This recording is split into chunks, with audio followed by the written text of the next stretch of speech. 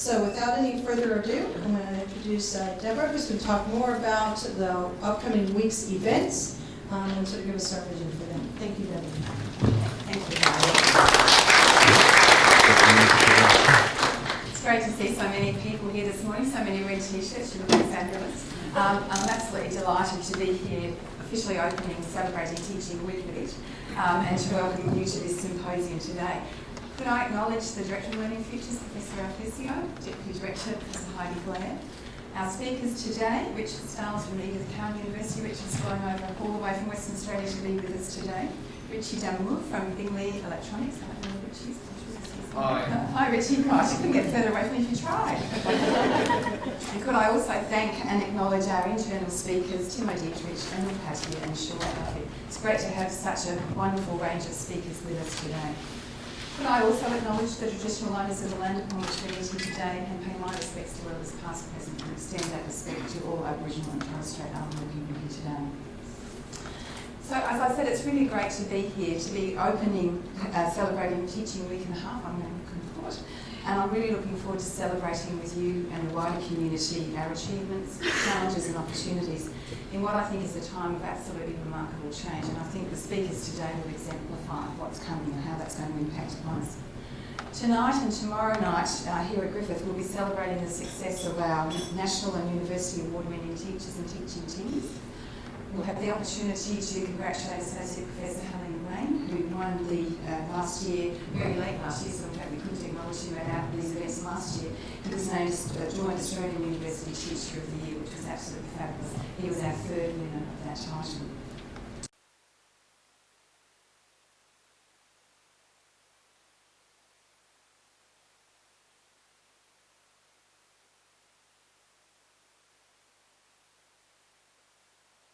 All 6 of them got up. We're the only university in the country that achieved a perfect score, so congratulations to those wonderful.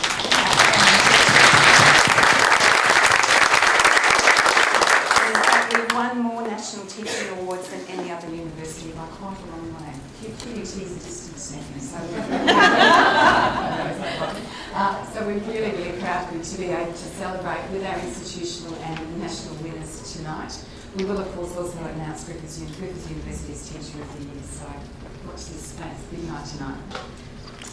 So this week and at the beginning of next week, the workshops and symposia are around the theme of Future Ready.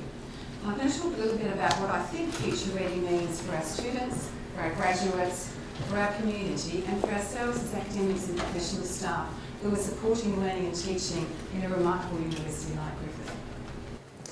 I don't think any of us can predict what's going to happen to society, the workforce that our graduates will be a part of for the next 40 or 50 years, and indeed our industry of higher education in the coming decades. I don't think it's an exaggeration to say that we're at the beginning of a period of monumental change, the biggest disruption that we've ever seen, including in higher education. And I think we'll see some exemplars of that over the coming weeks. Students who are leaving school in the next few weeks and joining us next year at university were programming robots in primary school. They're at home in the digital space like most of us in this room will never be. They've already experienced personalised learning, adaptive learning. They're used to bringing their own devices to school and actually having them work no matter where they go. We're struggling to catch up in many ways and keep up with these tech-savvy young people. We're still wondering why nobody comes to lectures anymore. We're going to have to rethink a lot. Employers are telling us that many of our graduates don't have the skills that they need to adapt to the disruption that's coming in the various industries that they'll be a part of. And I was reminded a couple of weeks ago, I was at the report back session of the 5-year review of the School of Nursing and Midwifery and talking to industry partners there about what they thought we were missing in our graduates. Well, it wasn't what you think, it wasn't clinical skills. The critical thing that was missing was actually information technology and the ability to use data. Now, who would have thought that nursing and midwifery graduates' careers were actually suffering because they couldn't use data and the appropriate IT skills? I think we really have to really rethink a lot of the things that we're doing. Our students, of course, to be future ready, will continue to need a strong basis in their discipline of study. But they'll also need how to keep up to date for the next 40 or 50 years as the workforce evolves very rapidly, knowledge continues to explode, and the impacts that technology and changing society has upon the workforce continue to be expanding. The average university graduate now can expect to have 17 jobs in 5 different industries. They'll need to be flexible and innovative to adapt as the industries they join after graduation disappear, change dramatically, and to be able to take advantage of the new industries and the new opportunities that will inevitably arise to take their place. Discipline knowledge is not going to be enough alone for them to succeed in this rapidly changing and evolving world. Technology, access to data and the ability to make use of that data is going to be fundamental for just about every professional career, not just in IT, but for lawyers, for nurses, for teachers, including university teachers. Resilience, adaptability, emotional intelligence and teamwork, attributes that graduates have needed all along, are going to become even more important now. And we're seeing industry bemoan that people have the technical skills but not the emotional intelligence. If you've got both, you're an incredibly employable graduate. In order to help students prepare for their future world of work, we will need to do more to provide opportunities for all students to engage with industry. But doing that at scale with 50,000 odd students here at Griffith is going to be challenging. What we'll hear today will give us, I think, some food for thought about how we can use some of these leading innovations to do more with virtual reality that in some places can supplement or even replace traditional work-integrated learning placements. So I think we will be looking at that industry engagement, but other ways of doing things than simply sending students out for a placement. Virtual reality will enable students to undertake virtual field trips or practice skills in a virtual world before entering the real world. Wouldn't you rather that the dentist practiced on something that wasn't a human before he or she was let loose on you with the drill? All of that kind of technology is here now, but it will be, I'm sure, evolving and adapting. What else is coming? Well, without a doubt, I think personalised adaptive learning through applications such as Smart Sparrow that we're going to be trialling next year. So we're looking at how we might offer a unique and personalised bridging course in mathematics for students coming to university with a range of backgrounds and skills in that area. And that's pertinent across quite a number of discipline areas.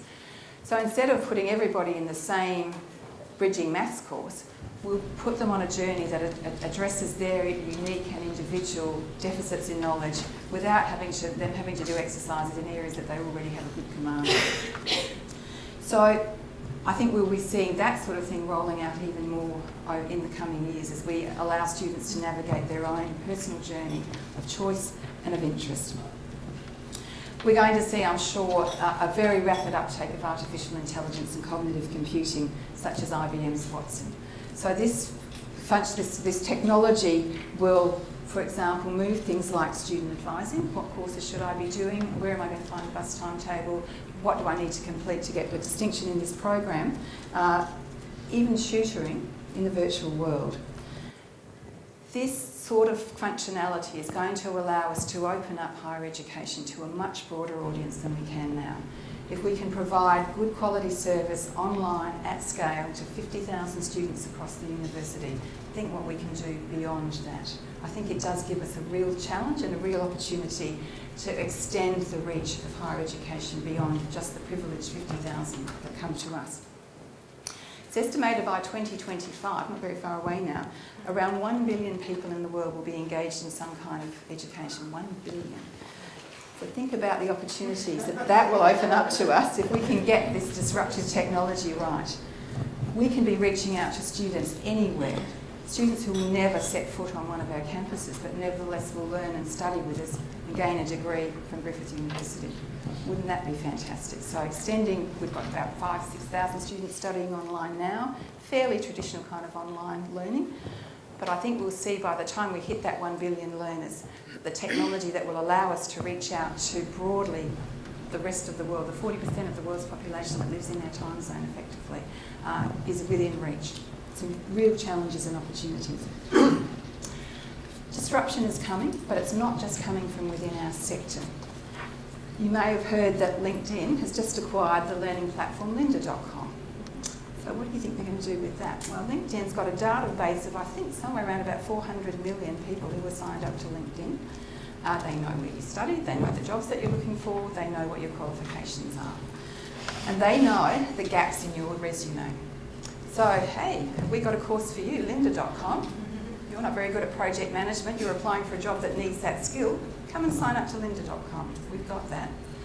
What's that going to do to our postgraduate professional development suite of programs? Is anyone going to do an MBA anymore when they can hop onto lynda.com, quick work module over the weekend, and they've got a certificate that says that they're now proficient in this particular skill that the job that they're going for needs.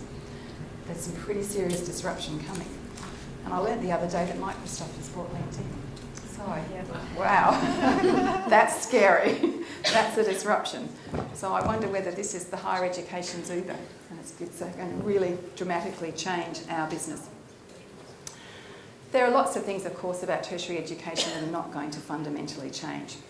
We will continue to facilitate student learning. We will continue to use our discipline knowledge, our skills and our experience to enrich their lives and prepare them for employment. But I think we'll be doing it in a very different way to what we've been doing up to now. The last 2,000, 3,000 years of tertiary education has been a pretty stable model that's about to change pretty dramatically. I think we will be making much more use of the vast array of resources that are out there. Rather than writing our own lectures, we'll be pulling the very best of material together and presenting it to students as a curated package of experiences and opportunities that we can guide them through, but we don't actually have to do every single piece of that ourselves. I think we'll increasingly move to where our students are. If you happen to have a young teenage child, you will notice that they're spending more time online practically with their friends than they do meeting them face to face. And I think that's where we're going to need to be, and much less in those large lecture theatres as we evolve our teaching models. And we are going to have to do much more to prepare our graduates for the rapidly changing world of work, for their 17 different jobs, 5 different industry sectors that they're likely to be encountering. And that's going to mean that we need to continually update our skills. Not something that we've really ever undertaken as a profession. We don't do the compulsory continuous professional development that many other professional bodies require. We've never had to do that. But I think we are going to have to look very seriously about what we do as professionals and educators to continually keep up our skill set and keep up our understanding of what the needs of our students, alumni and the workforce that they will be a part of. And I think that's going to make us all rethink what we do and how we do it. So occasions like today are a really important opportunity for us to reflect on the opportunities to change our models of learning and teaching, and to be thinking continuously about what we should be doing to leverage off some of these new opportunities to prepare our students. So I think for us, being future ready can't possibly be business as usual. It's going to change. So Celebrating Teaching Week is all about responding to these disruptions, challenging us as academics and teachers with new ways of thinking, new approaches to learning and teaching, and an exploration of how technology will inevitably disrupt the very essence of higher education in a way that will make it available to many more people just in time, just for me. It is a very exciting, somewhat scary time. I really hope you enjoy this week and take the opportunity to learn from some very future-focused innovators. Think about how disruption and technology can prepare our students to be future ready. Thank you very much.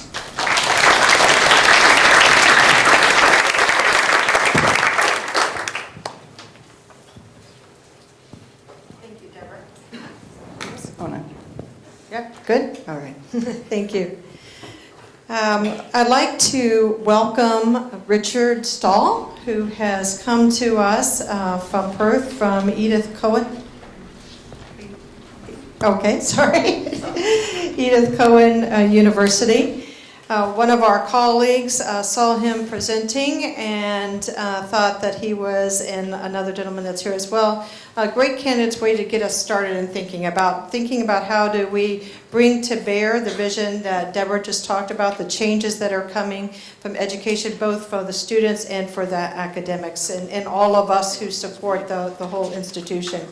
So Richard is going to talk about virtual reality, simulations, and serious games. What is out there and where should we go?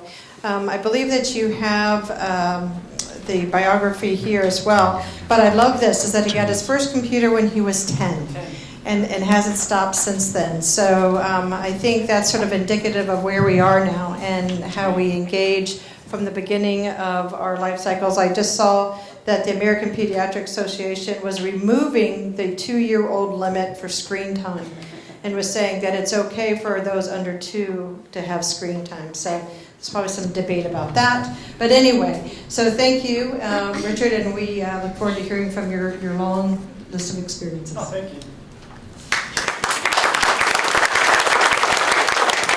Well, it's great to be here to show you what I've been messing around with.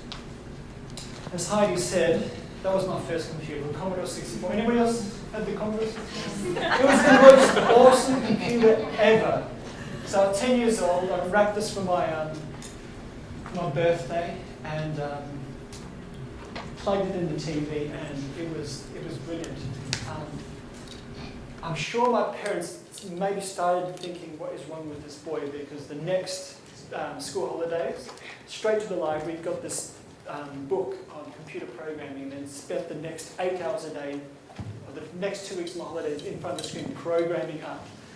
In fact, it's burned in my memory. I'm 11 years old, and there's this book where you have to write a program, which is basic and it's quite error prone. So you write your program, it checks them at the end of the line. And when I finished that program, it was so I could key in hexadecimal code for the third program. So there's 2 weeks of entering hexadecimal code in. I was in heaven. Hexadecimal, just this thing going in. At the end of it, I had this game creation software package where I could now create games in. And the first thing I did was start working on a Zelda clone. And it was great.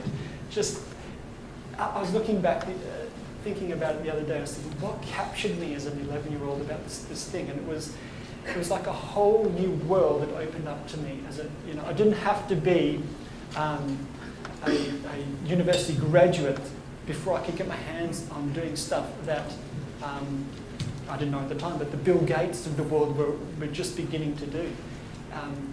It lowered the bar of entry into a world of innovation and creation that anybody could get into.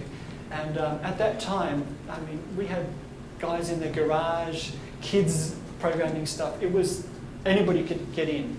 And as I grew up, that sort of shifted. Then you had Microsoft and Apple and Atari. The big companies were the ones. And there was me left out in the cold again because I didn't pursue it as much as I sold that thing. I sold it to get a bit of money to go to university, actually.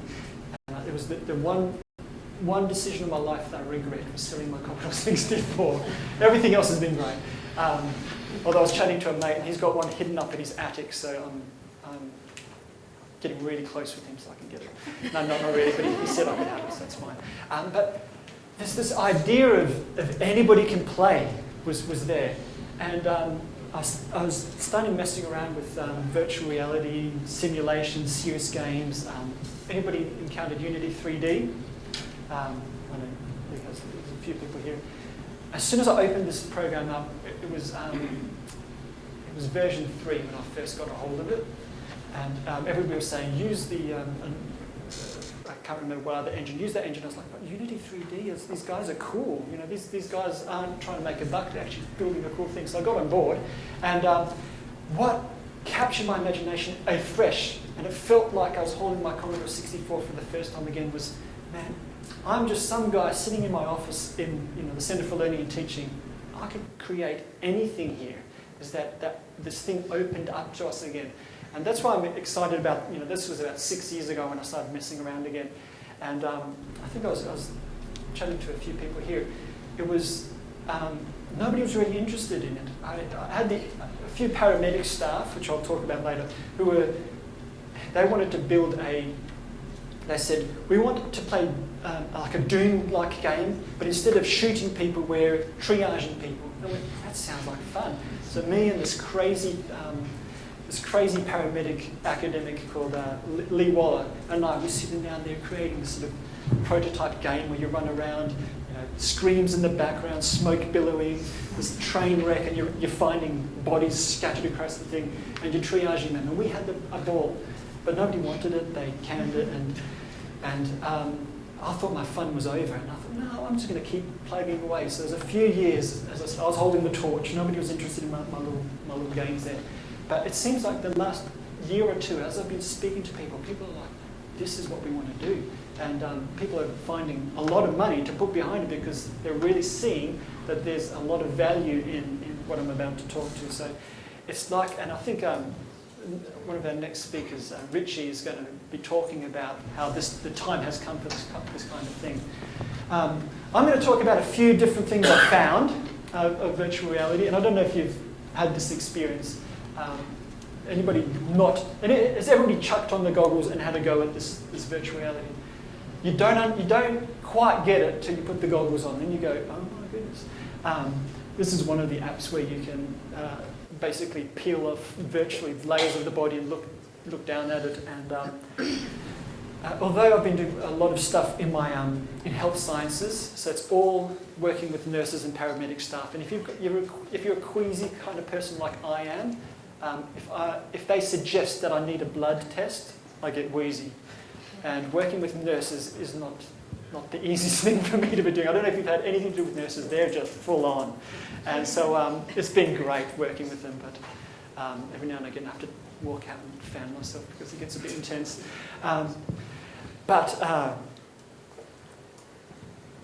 The sense of immersion and presence that you get from here is something that you don't get anywhere else. And it's got looking at it, you've got a lot of there's a lot of things open up to us. And everything here I've got on the slides, and I'm sure you'll get the slides later, but all the references, so don't worry about taking too many notes. I've got all where the info's from at the end. Ascalite, there's a report they put out in 2013 that really does a bit of an overview of what are people doing in this space. And it's quite interesting. It's a few years old now, so there's a lot more that we're doing, but this really does give you a bit of a taste of what's out there, especially if you're thinking, man, I want to investigate what's going on in this space. This report's a good place to start. And I think a few people here, you'll recognise a lot of these things, what we're doing already. I'm glad guest speakers went virtual because I like the Gold Coast and I like seeing the people face to face. So I'm glad I'm here in person rather than virtual, but really excited about the idea of not just creating a new world that you go into, but creating pieces that you put into the real world that either augment data or augment a situation, especially when you're dealing a lot with the nursing stuff. They've got a lot of simulation stuff they like to do. And it's pretty hard to get somebody to have a heart attack on cue. You can get an actor to do it for you, but they're expensive. Although very realistic. I don't know if you've ever seen one of these actor-led simulation exercises.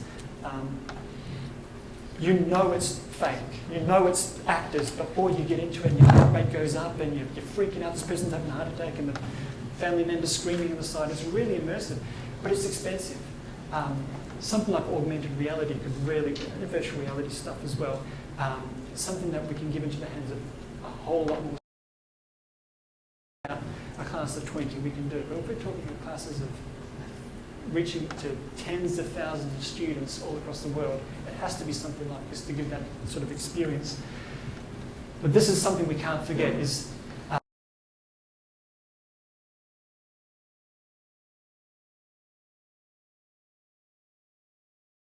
and it has to come down to the pedagogy. It does outline a few sort of ideas of how the new technologies intersect with some of the pedagogies that we are familiar with and how they can really enhance those sorts of things. I'm quite interested in the action-based learning, the immersive simulations, particularly where I'm really interested, but there's a whole lot of the other stuff going there, so we mustn't forget that. Now I'm just going to talk about a few things that I've found. Now what I want to do is just give you a taste.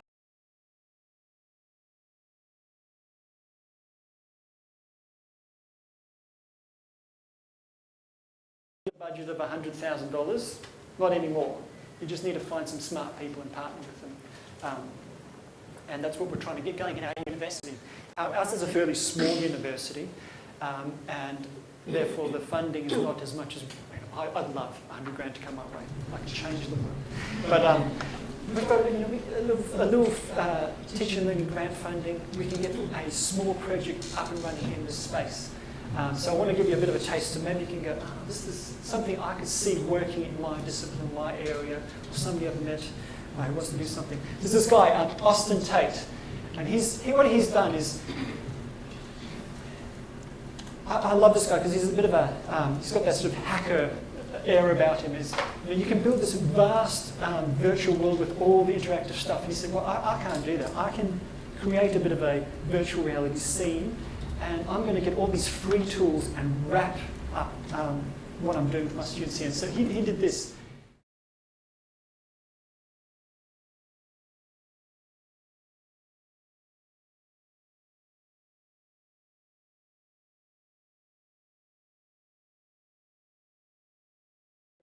Presentation software. So he's got this web page. We brought it all in, and he's leveraging a few of the things. He's leveraging the sort of virtual reality thing for presence, his video for a bit of presence, and interaction from Twitter conversation and some presentations. He's just sort of cobbled together this web page where he's got all these bits and pieces, and it works really well for him.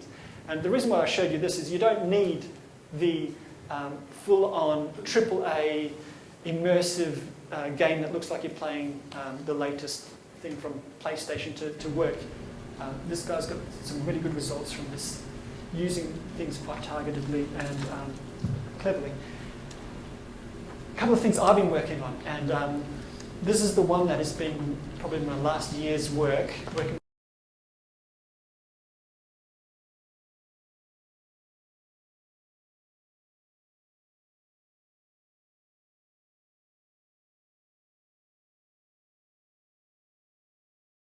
without fail, it has some very dodgy looking character walk in the room, you know. It's, some naked body part walks in the room, and they're like, oh, this is just, it's so hard to get this thing working. So we want something a bit more control, but we want that immersive experience for our students. And they have this, this end of year assessment where they've got the, you have the sim man dummies, something similar to that here, where they have a scenario, the person's post-operative hip replacement, they're choking on their vomit, and you've got to come and save the day, basically. So what are you going to do? And then the students go, okay, well, we do this, and they go through the steps, and it's quite expensive because you've got to have the sim man set up. You've got 3 or 4 students in a group, and you've got to have a clinical expert there with that small group. So it's an expensive exercise, but they do it at the end of the year. And the guy said, without fail, we never get to the in-depth learning. It's, have you washed your hands? No, I didn't think about that. Have you done this? All the basic stuff, they keep stumbling over it before they ever get to the deep learning things. He says, we want to give them something that does that, but they can practice over and over and over and over again in their own time. Get rid of all the basics. They'll know to wash their hands. They'll know to check for danger. They know to do the airway before they try and chuck oxygen, that type of thing. So it's a perfect candidate because we develop it once, and we can give it out to all your students, and they can practice and practice and practice. And he said, we wanted to plug into Blackboard. Which learning management system? Blackboard here? Of course it is, of course, Blackboard people. He said, we wanted to plug into Blackboard. So this one also reports all their interactions into the Blackboard grade sensor, so the staff member can go, oh, okay, they've all got washing their hands fine, but they've got this one bit. They're all, 80% of my students are missing this step. So the next time in the class, she can skip talking about washing hands, she can talk about this. And so it's that two-way feedback between the students and the staff. But what I've shown you is a video up in the top left is what they gave me. This is a videotape of them using the equipment in the hospital ward they've got set up. And the one in the right is me developed it. So what I wanted to do is, actually I went in with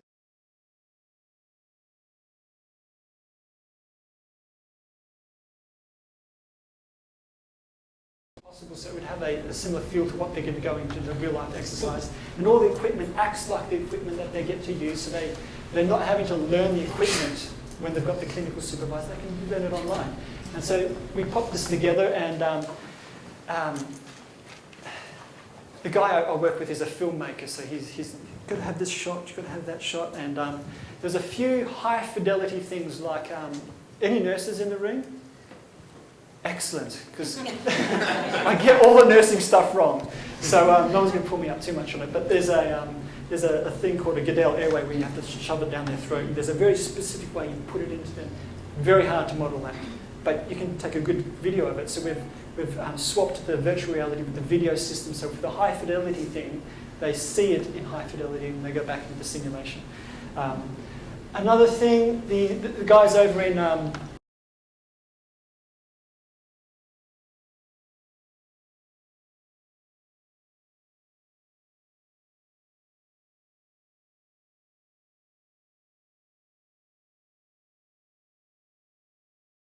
what they've done is they have a lab situation, but without a wet heart. They've got the digital heart, and so you've got that sort of affordance there. So you don't have to go full on online. You can have that sort of hybrid experience there. This has been my favourite one, absolute favourite one to produce, because this is me and Lee Waller, the crazy paramedic guy. Crazy in the sense that he was just full on. He loved his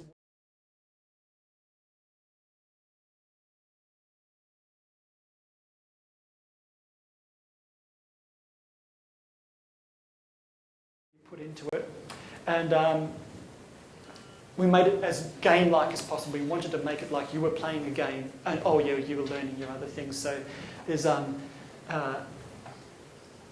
we used authentic.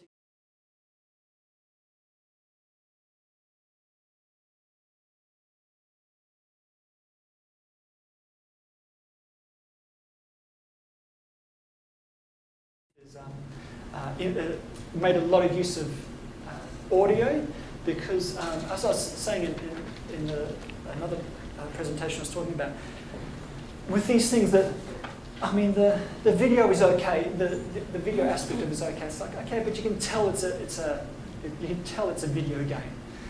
But when you get the audio right, when you get those the soundscape right, and you get the screams, and you get the engine running and the siren going in the background, you get that audio world right, it really helps with the immersion. It's actually one of the biggest bang for your buck. If you spend your money on getting the audio really right, the rest of it can be less quality but have as much impact. That's what we've found here.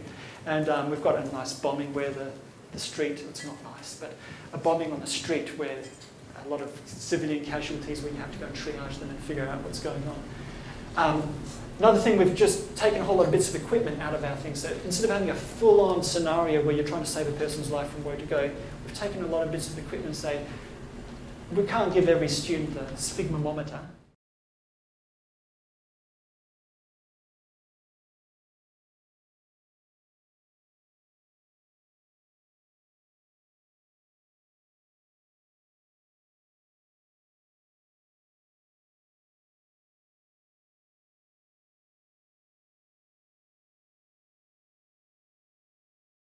Students there. Some of the things that I thought were interesting is that when I was studying in 2000-ish, somewhere around that,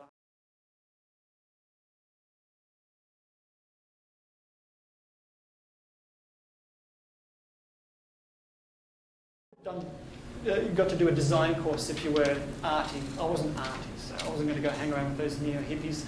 I was just going to go do the proper course, which is a computer science course with this sort of thing. And we learned assembly programming, which is programming the microprocessor chip directly. It's like, I've never used that in my life before. I've never met another person, but we had to learn it. And so it's all, it was really hardcore technical, or it was really, really out there design. And nowadays you can see the value that both institutions and students are putting on these sorts of simulations and serious games, when you see whole courses dedicated to nothing but becoming a serious game developer popping up around there. That one at the University of Sunshine Coast starts next year, I think. And there's research groups at a university just down the road from where I'm at Murdoch, where students are getting together, cross-disciplinary groups, and I'll talk about one of the things they've done there. Now, maybe it's because I'm old school computer scientist background person, but I don't know if I'd do a serious game course myself. I like that it's out there, but I think it's a bit too narrow for me. I think a broader education is far better. Give you, do some computer courses, hang around with the hippies a little bit and put them together would be better than just targeting yourself there. But I think it's interesting, and they've probably got some real neat toys to play with. We'll get the students right into it. Now the students, this Murdoch University.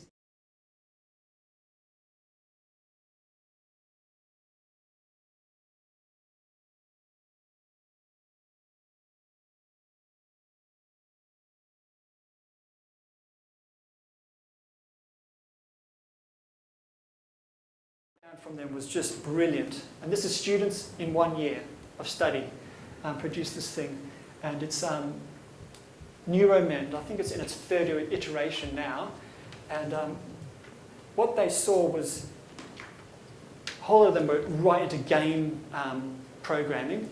And one of them was I think it was an occupational therapist or a physiotherapist, something like that. And they got these two really different groups and they said, we've got the perfect project we can do, which is stroke victims who had received movement of their upper limbs back, but had to do some physiotherapy, basically, which is movements like this, over and over again, up and down, these sorts of things, not only to strengthen the muscles again, but to reconnect some of the nerve pathways, because they'd lost those nerve pathways. And by repeating the actions like this, they were reconnecting nerve pathways so they could use the upper limb again. And so it's quite a time-intensive process.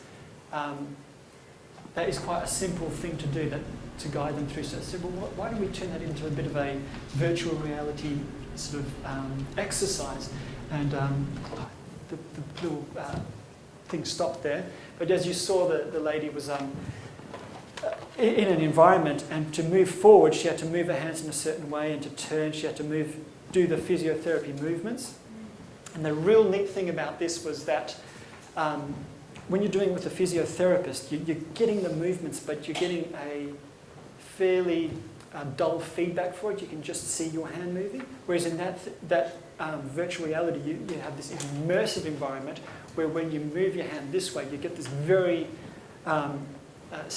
very highly stimulated feedback when you move forward through the thing, you move backward and you turn around. You get this quite a strong feedback, which apparently strengthens and speeds up the nerve pathway creation. So it's like, what a simple, enormously impactful outcome from these guys. And these are a bunch of students, not a bunch of researchers, a bunch of students, third year undergraduate students producing this sort of gold. And I saw that and thought, man, we've got students in our place. We want to fold them into what we're doing there. And with the nurses, I said, look, you've got a bunch of generic equipment in some of your scenarios, like it's a generic sphygmomanometer or a generic vital signs monitor. I've just sort of popped it together. It's not really the one you use. Why don't you partner with some of the design students and get them to build an authentic unit and pop it into your things, or partner with another section of the unit where you've got your scenario, but they work on bettering what you're already doing and making it even more authentic, because the budget only went so far. But now partnering with our students, we can actually get huge value on what we've already built by making it more authentic that we couldn't afford ourselves. It gives the students real-world industry experience and gives us something it's directly used the very next year in teaching, so the students are getting straight back to the students. I just think it's such a great thing that we should be doing, instead of just sending them out to industry and saying, yeah, good luck, go work for BHP, or is that mining boom town? That's where they all go, it's mining areas. Get them feeding back into what we're doing here in the university. So I thought that was neat, and it just shows you the bar to entry is low enough for a whole lot of people to be playing in the space. Oh, I just want to finish now. I want to talk about a few projects that I've been messing around. So you've seen a few I've been playing around with. And if you're interested in any of these things, you can visit my website, stals, stals.com.au. And the reason why it's there and not in there are some on our institution website, but every time I put something on the institution website, I get a call from marketing saying I'm trashing their brand. I'm like, I'm sorry. So I do put stuff, I'm very careful to put on that institution, but I can put the crazy stuff up there and not worry about a phone call from marketing. So that's why it's all there. And I can be a little less self-edited on there as well. So you'll find a few of my ideas up there that I've been messing around with. The mass casualty triage, that's been going for about 4 years. And it's really neat because I put it out there as an iPad app, which is currently broken, which I have to fix when I get back. But in a week or two, it'll be working again. And so it's out there for like $1.99. I'm going to drop the price. So I think I'm even making it free. I can't remember exactly what I was doing with one of the unis. But if you're interested in using it on a Windows desktop, email me and I'll send you the link for downloading that so you can use it for free wherever you want. Because I'm finding it's really useful for our paramedic students to get a hold of, and people are really interested in using it. I got an email from a guy who has a sales career in the States, in the United States of America. And it was interesting because I was watching my little, you put your app up. Anybody do any app development? This is how it goes. You work on it, there's a little dark room, nobody knows, you feel so alone, and there's this precious baby you've got, so you put it out into the world and you go, oh, I hope somebody's going to love my baby. So then the next 3 weeks you obsessively watch the statistics. Is anybody loving my baby? Anybody downloading it? And I watch these little spikes. Like different places in America would have these little spikes of downloads of this app, and I'm like, that's really weird. And then I get this email from this guy who's a traveling salesman, and he said, oh man, I love your app. He says, I work in what's our equivalent of the FISA, the Voluntary Fire and Emergency Services, whatever they have in America. He works in that. So every town he'd go to with his job, he'd hook up with the fireys, he'd show them the app, and then he'd get them all to download it, and they'd come to his house, he'd plug in the projector, they'd have turns of this app triaging, and they'd all critique each other and laugh at each other and tell each other what they're doing wrong. And so they'd have these mass casual triage parties across the States. I'm like, that is cool. That is really cool. And so I thought, man, people are finding use. So I thought, let's just give it out there and have people use it. So if you're interested in that, drop me a line or see me sometime during the day, and we'll get that into your hands so you can start messing around with that. I'll briefly talk. I'll talk about this one now. This is probably a sidestep away from virtual reality simulations, but it's in the same sort of vein. So I'll force fit it in here and see if anybody's interested in this type of thing. But on the left-hand side, has anybody encountered the 8 ways of Aboriginal learning? The guy who's developed is a Queenslander from North Queensland. His name is Tyson Yong Kiporta. We actually had him come out to our equivalent. We have a teaching and learning conference.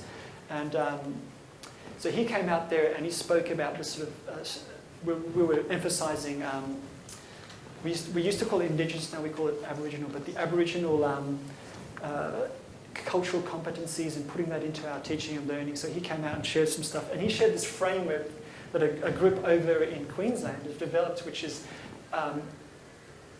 Dr. Kiporta has done a lot of work with his students and found a framework that sort of describes some of the ways that his Aboriginal students really connected with the teaching and learning process, and so and mesh well with the Aboriginal culture.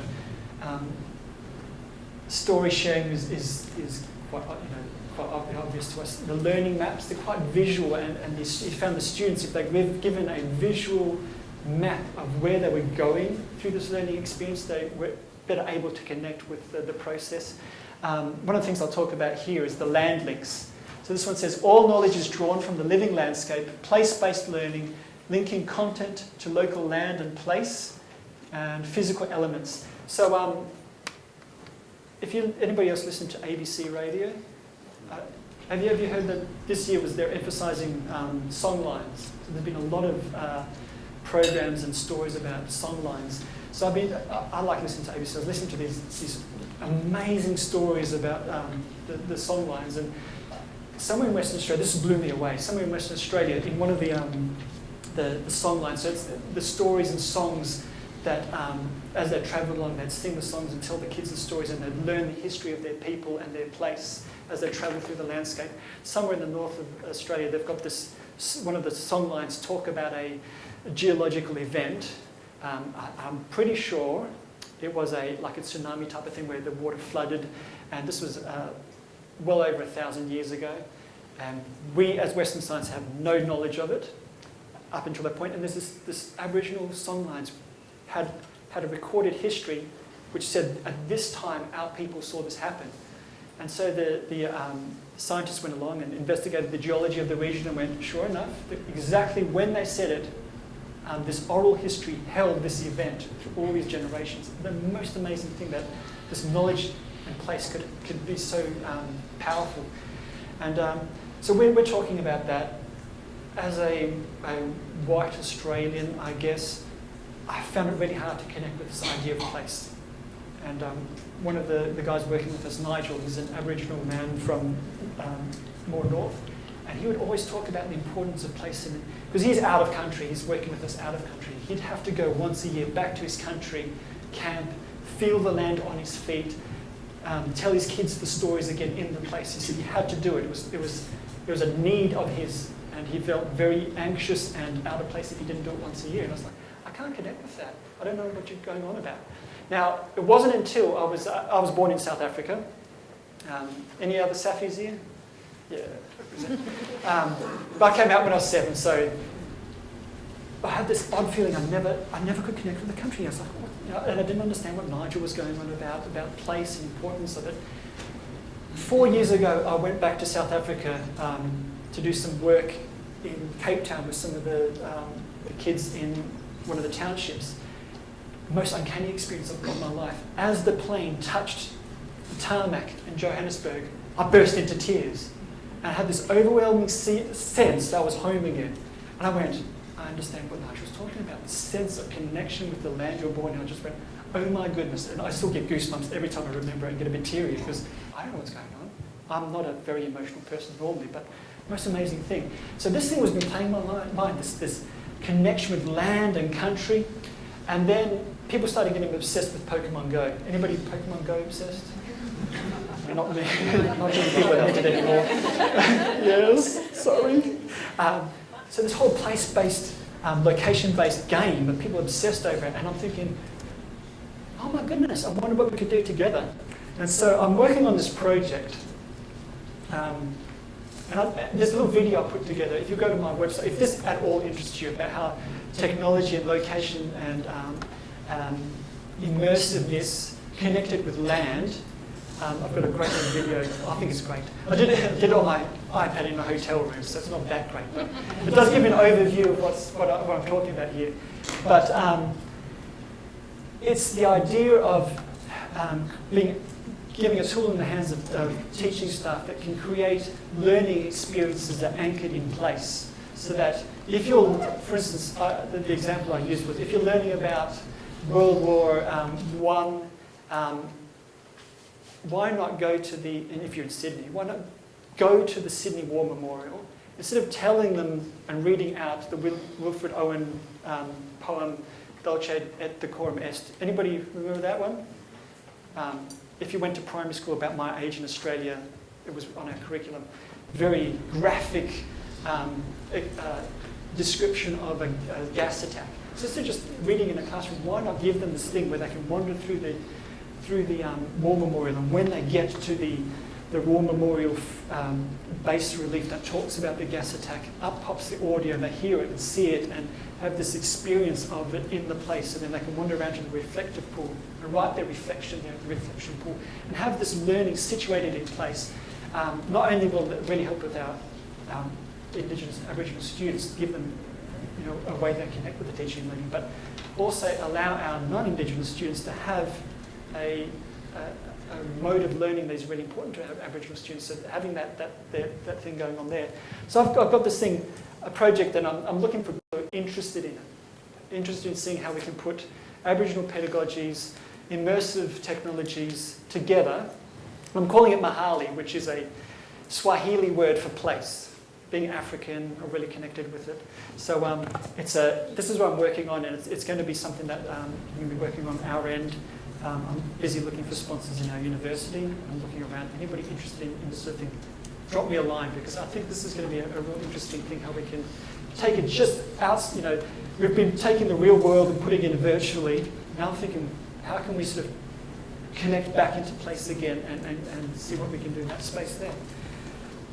But that's my thing done. Now I've got a few bits on my website, so you can go have a look there. Connect with me there. Ask any questions. But we've got a few minutes now. So if you've got any questions or if you're doing anything really cool. I've got one thing that I will put out there. Last time I was talking about this, one of the staff members was, they were doing, what's that, medical imaging? Ultrasound. So the ultrasound, training people to do ultrasounds, but they were using virtual reality, because an ultrasound machine is very expensive to give to every student. You can't say, hey, come pick up your ultrasound machine and go practice on your mum at home. You can't do that, but you can give them an application where they can do it. So this person started messing around with it. Over in UWA, they've got a research student who's desperate to connect with some people doing similar things, because she's doing the exact same thing. I don't know if anybody's doing something similar here, but connect with me, because I've got just the person you can talk to. I've got a bit of funding. It's great. Any questions? There's a microphone if you need to ask any questions or any comments. Anybody doing anything interesting in this space? Hi, thanks. That was fantastic. I'm Kieran Hardy from Criminology School here. One thing that's been occurring to me throughout is that these immersive technologies and virtual reality works very well for things where there are practical skills involved in nursing or health sciences, physio, anything like that. And it makes me think, what can we do if we're teaching theories of justice and, this is how a bill passes through Parliament, or, as much as our students would like to think that we're not training them how to be CSI people or police officers. So there's a lot of stuff that, we can do quizzes and that kind of thing, but it makes me think, what's the next level or the next stage there? If you could elaborate maybe on what the social sciences and humanities, the particular challenges for that. Now, one of the speakers here is talking about something doing in education, so there might be some stuff covered there. But you're right. The ones where practical skills, where you're either going to kill yourself or kill other people, great candidate for this, because the cost-benefit ratio is immediately realised. Something a bit more dry, like how does a bill? I think it's dry. maybe it's a bit more exciting to a criminology student. But for me, one of the things that immediately comes to mind is bringing it back to that authentic learning pedagogy, because one of the things I think that this immersive technology across the disciplines is that authentic learning, is that you can learn in theory how it happens on paper, but when you get into the workplace, you go, oh, how does it actually fit in a flow of how the office works, or how my day would look, or how I'm intersecting with this process. So you might have the process, and they might learn the process, but you might have a scenario where you're a person in the process and how your work would intersect with that, or you might look at the process and jump into the skin of a few people in the process, so you can see what it looks like as a person working in that place. So it's not as glamorous as running around with a bunch of dead bodies, but it does give you that a bit more of a step toward an authentic learning experience. That's one of the first things that pops into my mind. And across the disciplines, I think that's a bit of a value proposition for our students.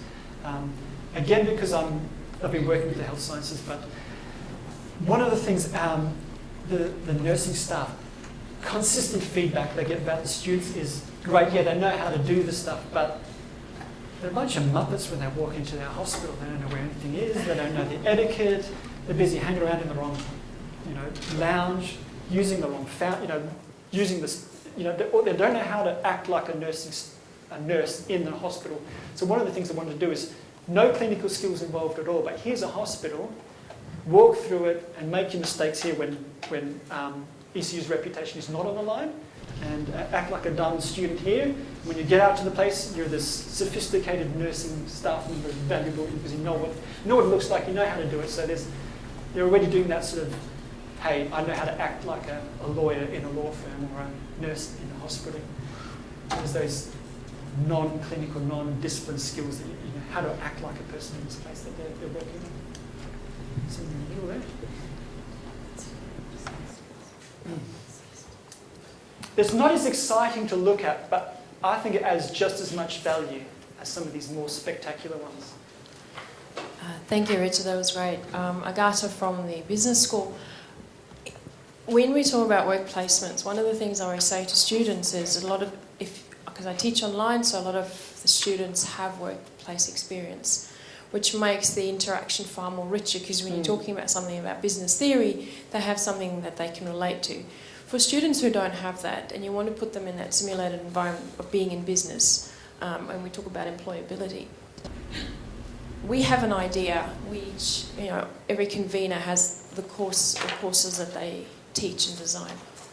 What elements would you say are needed? You mentioned things like you interviewed nursing staff, you worked with a filmmaker, partner with design students. Could you maybe list a few elements for us to start thinking of what does it take to get this idea from an idea to a thing you can use with to your students? something that becomes a process?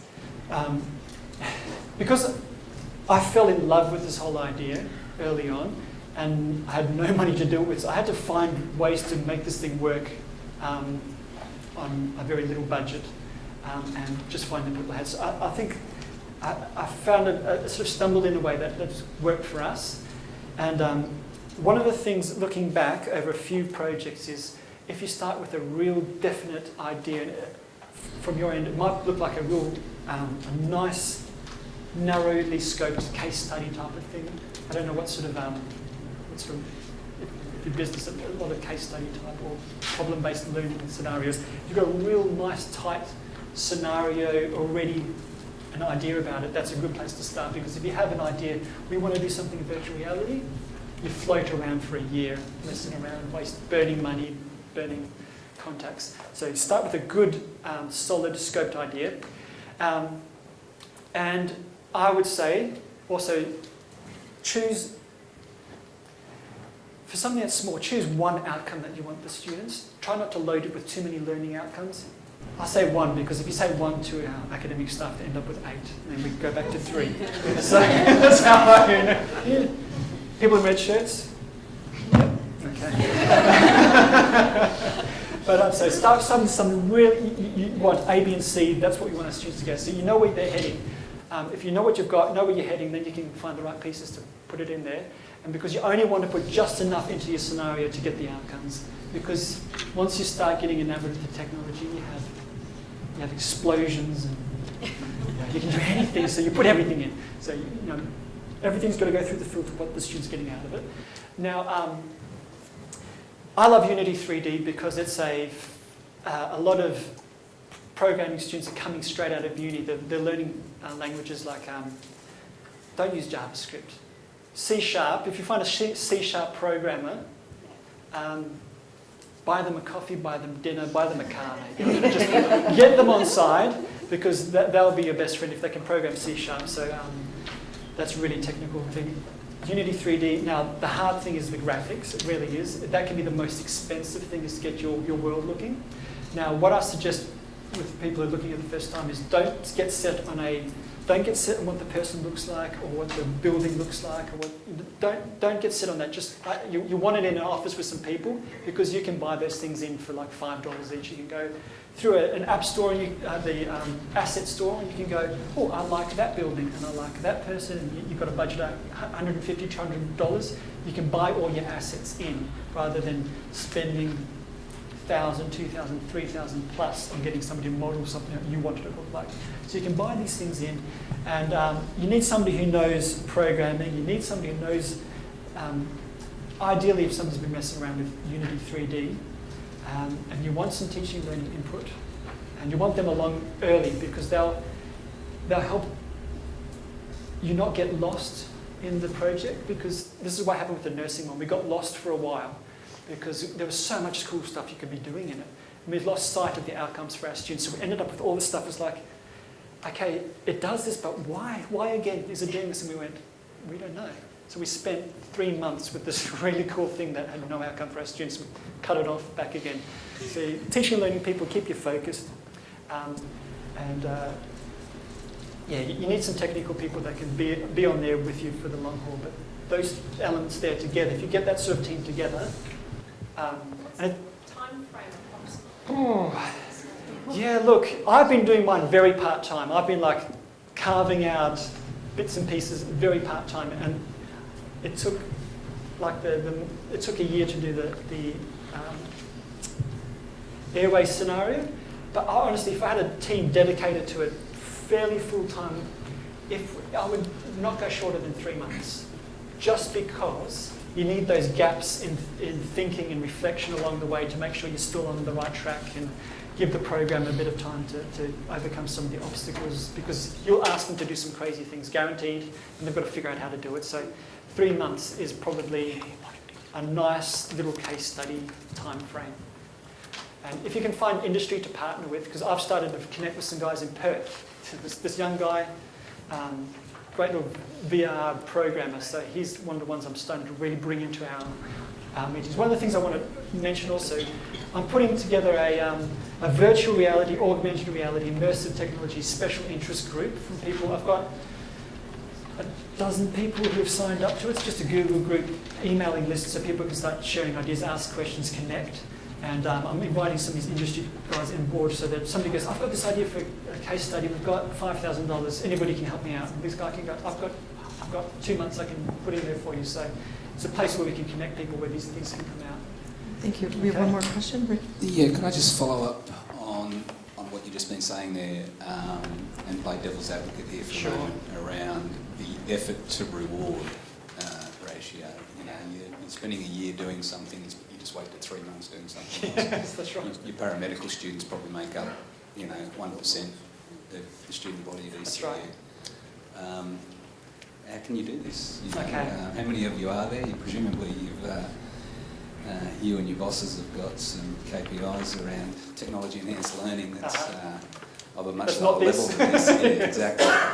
Yeah, no, it's a very good question because, as I said, I've had to carve out, because I'm a manager of a section of things, so I've got a little bit of discretion on my time, and so I work hard and hit those KPIs, and I added this into where I've got a bit of space, and this is how I've been doing it. The university started to see some value in it, and now are really actually interested in carving out officially a chunk of my time and some other people's time for it. However, it's hard. What I've found is there are people. There's a lot of values come from our research students. I found even in such a small university as ours, I found 2 research students this is exactly their research project, and they love to do it, so they're on board, and they take care of some of the work that gets done. Bringing in some industry partners, like this guy's talking about, that's also helpful, especially if you get like a small teaching and learning grant or a bit of discretionary funds that the unit wants to use on this project, which happened for the nursing staff. Actually, they found a chunk of funds at the end of a budget year and said, hey, we've got money, quick, put aside, get the project done. And so we were able to prepay some hours around a few people. So it's really putting together a project by project basis. And so what I do now is I have a few projects come my way, and I've had one that I said, look, we've got no capacity to do it at all because they've got no funding. I said, that one just has to hold for a year. When you've got a little bit of funding, I work on contacts inside and outside. In fact, other unis I'm trying to get so that if there's a very similar or identical project in 2 institutions, we can pull the project together, and what we couldn't do individually, we could do together. Like this ultrasound project, which individually they can't do, but I think together they can get this thing up and running. So yeah, I don't know if that answers your question exactly right. It's really hard, and it's more like running a real startup skunkworks business in the Silicon Valley. That's how I'm treating it, because I've just got to bring in whatever resources, and relationships are quite important to get this thing up and running.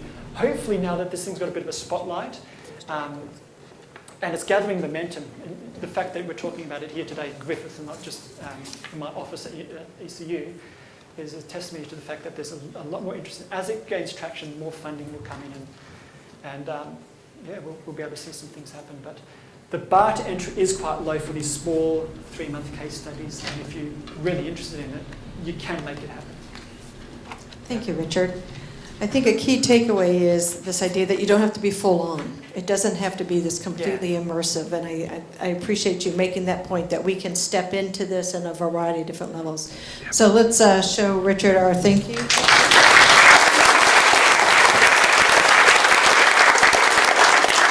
Thank you so much for joining us. All right, we're going to take about 20 minutes for morning tea, which is right back up to the left. So you can grab something to eat and drink, and then we're going to hear from Timo Dietrich, who is a member of the Griffith University, doing a really interesting project that, as a mother of teenagers, I'm highly interested in hearing about. So, all right, we'll see you back here in 20 minutes. Thank you so much. So what he's been developing is a prototype of a virtual reality experience to create an interactive and immersive experience which aims to reduce students' susceptibility to peer pressure scenarios and equip them for strategies in relationship to consumption of alcohol. So I'm going to let you go on, Timo. Thank you. I look forward to hearing from you.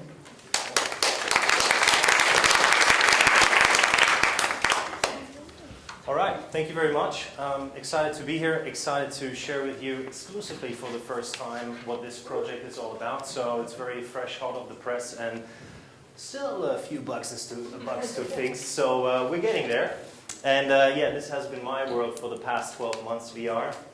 And look, we always talk about competition in a way that we say, well, if you live in Brisbane and you have our 3 big universities here, QUT, Griffith, UQ, it tends to be a little bit of rivalry, and I think I heard a few bits and pieces this morning already. So I have to actually say I can't do this whole thing because of my position. So I'm actually appointed by the University of Queensland and Griffith University because all the money for my salary comes out of a linkage grant, which is dedicated to this project.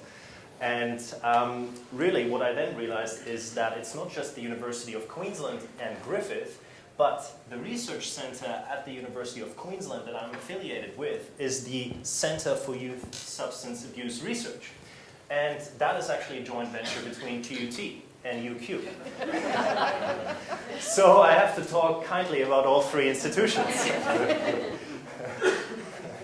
So, and I thought, let's make it the theme of my presentation today because it very much captures the essence what also was said in the first presentation today. You really have to stretch the money and you really have to find the people that can help you make this a reality. Because certainly I would have not done it by myself. And I'm also not a techie guy. I didn't start on that piece of equipment and programming. I never really did that. But I did have a computer when I was 12. That was also my first drinking experience, by the way. And I do acknowledge, though, that it has to do with my Finnish and German background. So I think we're just introduced a little bit earlier to that. So I'll also take you a little bit onto a journey of alcohol education today. And given the fact that it's a Monday morning, you know, it's not a Friday. Usually people have me talk on a Friday often, and then I can make the drink joke. But on a Monday morning, it doesn't really fit, right? So a few words, though, to the discipline that I'm researching within. It's called social marketing. And I wanted to introduce you a little bit to that world of social marketing because it gives you a picture into why this project came to life and what it really is about before we jump into the VR bit. But it's all connected. So in the context of the work, oh, that was the theme, collaboration. In the context that I do a lot of work within is something where we tackle behavioral change issues. And we do that across all kinds of different areas, so to speak. So whether you think of social, health, environmental, or even economic issues, we tackle them. And we tackle them in this unique way that's very different to, let's say, conventional public health or to education. So in my space, where I do a lot of research in, particularly also alcohol, if you think about that, the way we try to do that usually is tell people how to live their lives. Obviously, anyone that has children knows how well that works. But also you might know from your very own self that you don't like being told what to do. So This is what Australia does so well. It tells us all the time how to live our lives, and we really don't like it.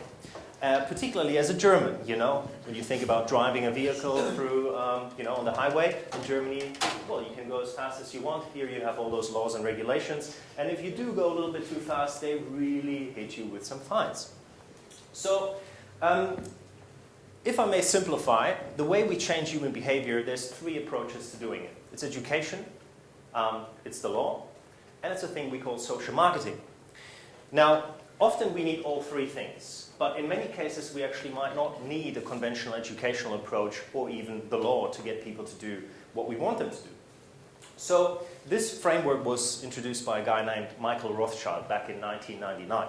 And yes, it is slightly simplified, but it drives the point home, particularly in the context of change. So the diffusion of innovation model tells us how products or ideas and movements get adapted by society. And what we know is that on the far left we have our early innovators, you know, the people that try to stay at the edge of science and they want to try new things. They're on the far left. In the middle we have that big mass market that, you know, big companies are after because that's where the dollars are at. And then obviously we have our laggards, the people that don't like being told what to do, and that's often where we need to force them. So if I now overlap the 3 behavioral change approaches, education, law, and social marketing, with the diffusion of innovation model, what you can see, and is a big insight to me as a person that tries to influence behavior, is that on the far left, we have those people that really are easily motivated if we just provide them with the right information. And they say, yeah, fantastic, smoking is bad, shouldn't be doing that, I'm not going to do it, excellent, thank you. On the far right of the spectrum, we have those ones that would never change even if we provide them with all the information in the world. And those people are the laggards, right? So these guys we got to really force and penalize to get them to do what we want. But our argument in social marketing is that the majority of the people are actually trying to do the right thing. They try to do the right thing, but they might not have the time or the resources to do it. So we need to help them to make those better choices. And that's really where the world of social marketing comes in. Because science tells us that education only changes behavior in 8% of the cases. So the question really is, what about the other 92%? How do we get those people to change? And that's really where the magic of social marketing comes in.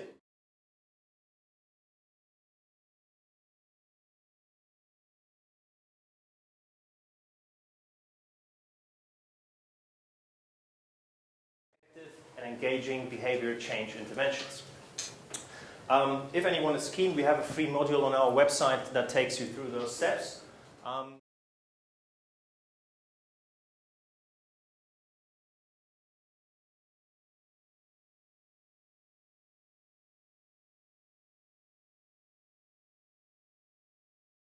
Developed in the center of a wide range of projects. But it's the one that stands out because we have spent a lot of time in the alcohol education context. In fact, the last 6 years with our funding partner, the Queensland Catholic Education Commission.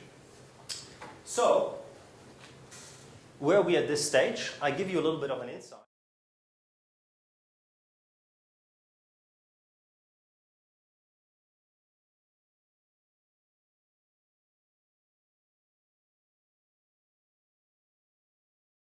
Facilitator that wants to run the program, and obviously in the digital age of disruption we're also present on social media and starting to build that platform up, so we are ready to run the trial next year across 36 Queensland schools. Now we got 5 key lessons here, and those lessons really are very different to what you would usually see in this space. So when I design any type of behavioral change work, I always want to know what the competition is up to. So in alcohol, well, my competition, or one of the key competitions, is not just the kid's mindset and their beliefs and their attitudes. It's a big component, but it's also what is the industry doing? Now, you know, $1 trillion industry such as the alcohol industry, they're doing a pretty good job of making sure that everyone that sees an advertisement actually immediately links pleasure, fun, to the notion of drinking, right? And they do this well. And they got gigantic budgets. So how are we going to compete with that? It's a challenge. And It's a struggle. And I don't know if I have even the perfect answer, but I have a better answer to share with you today. So these kids are the second element, understanding their minds and starting to understand what drives their choices. Because the most kids that we work with are around the age of 15. So in Australia, average initiation to drinking is 15 years of age. That means most of these kids at that point in time will start, encountering situations where they will get offered a drink. And then it's up to them to make a choice to say yes or no. And many will experiment. That's just a fact. We have about 83% of Australians drinking alcohol. So close to a fifth of the Australian population does actually not drink, which is not a bad number, and people just forget because we always just see the drinkers around us. So these kids, when we start to look into their minds, why do they drink? Well, they drink because they want to belong. They use it as a social lubricant because it's just easier to talk and feel less anxious. Dutch courage, anyone heard of that? Drink to a point where you feel really confident to, say the things you otherwise wouldn't say when you're sober. To modify your mood, or your thinking, having fun, letting loose, and for many, it's also about getting lucky. And that's dangerous because that's what the messaging of the alcohol industry does. It suggests that you're going to look great, you're going to have a six-pack as a guy, you're going to look gorgeous as a girl, and you're going to hook up. I mean, what a good, proposition to make. There's also motivations why these kids don't drink. It's because of parental control. It's a huge factor, and it's probably the best factor to keep kids away from alcohol and making sure you know where they're at all times. Some kids don't drink because their peer group doesn't drink. Some do it for health reasons. Others just do it don't do it because it's illegal. Sports can be a big factor, and then obviously the fear of getting caught and just simply not, maybe hurting oneself or something like that. So from all the research that we have done, one of the key principles that social marketing teaches us is also that we have different segments within our audience. And since we have been working for 6 years in this space, we did a big segmentation study, which was part of my PhD actually in 2014, where we tried to understand, well, all right, we go into this classroom, we have 115-year-old kids in there, but they're different. And you could see it. I mean, I encountered probably 1,500 kids in 2014. We actually ran a program with them. So you could see whether it resonates or it doesn't, and who is engaged and who isn't.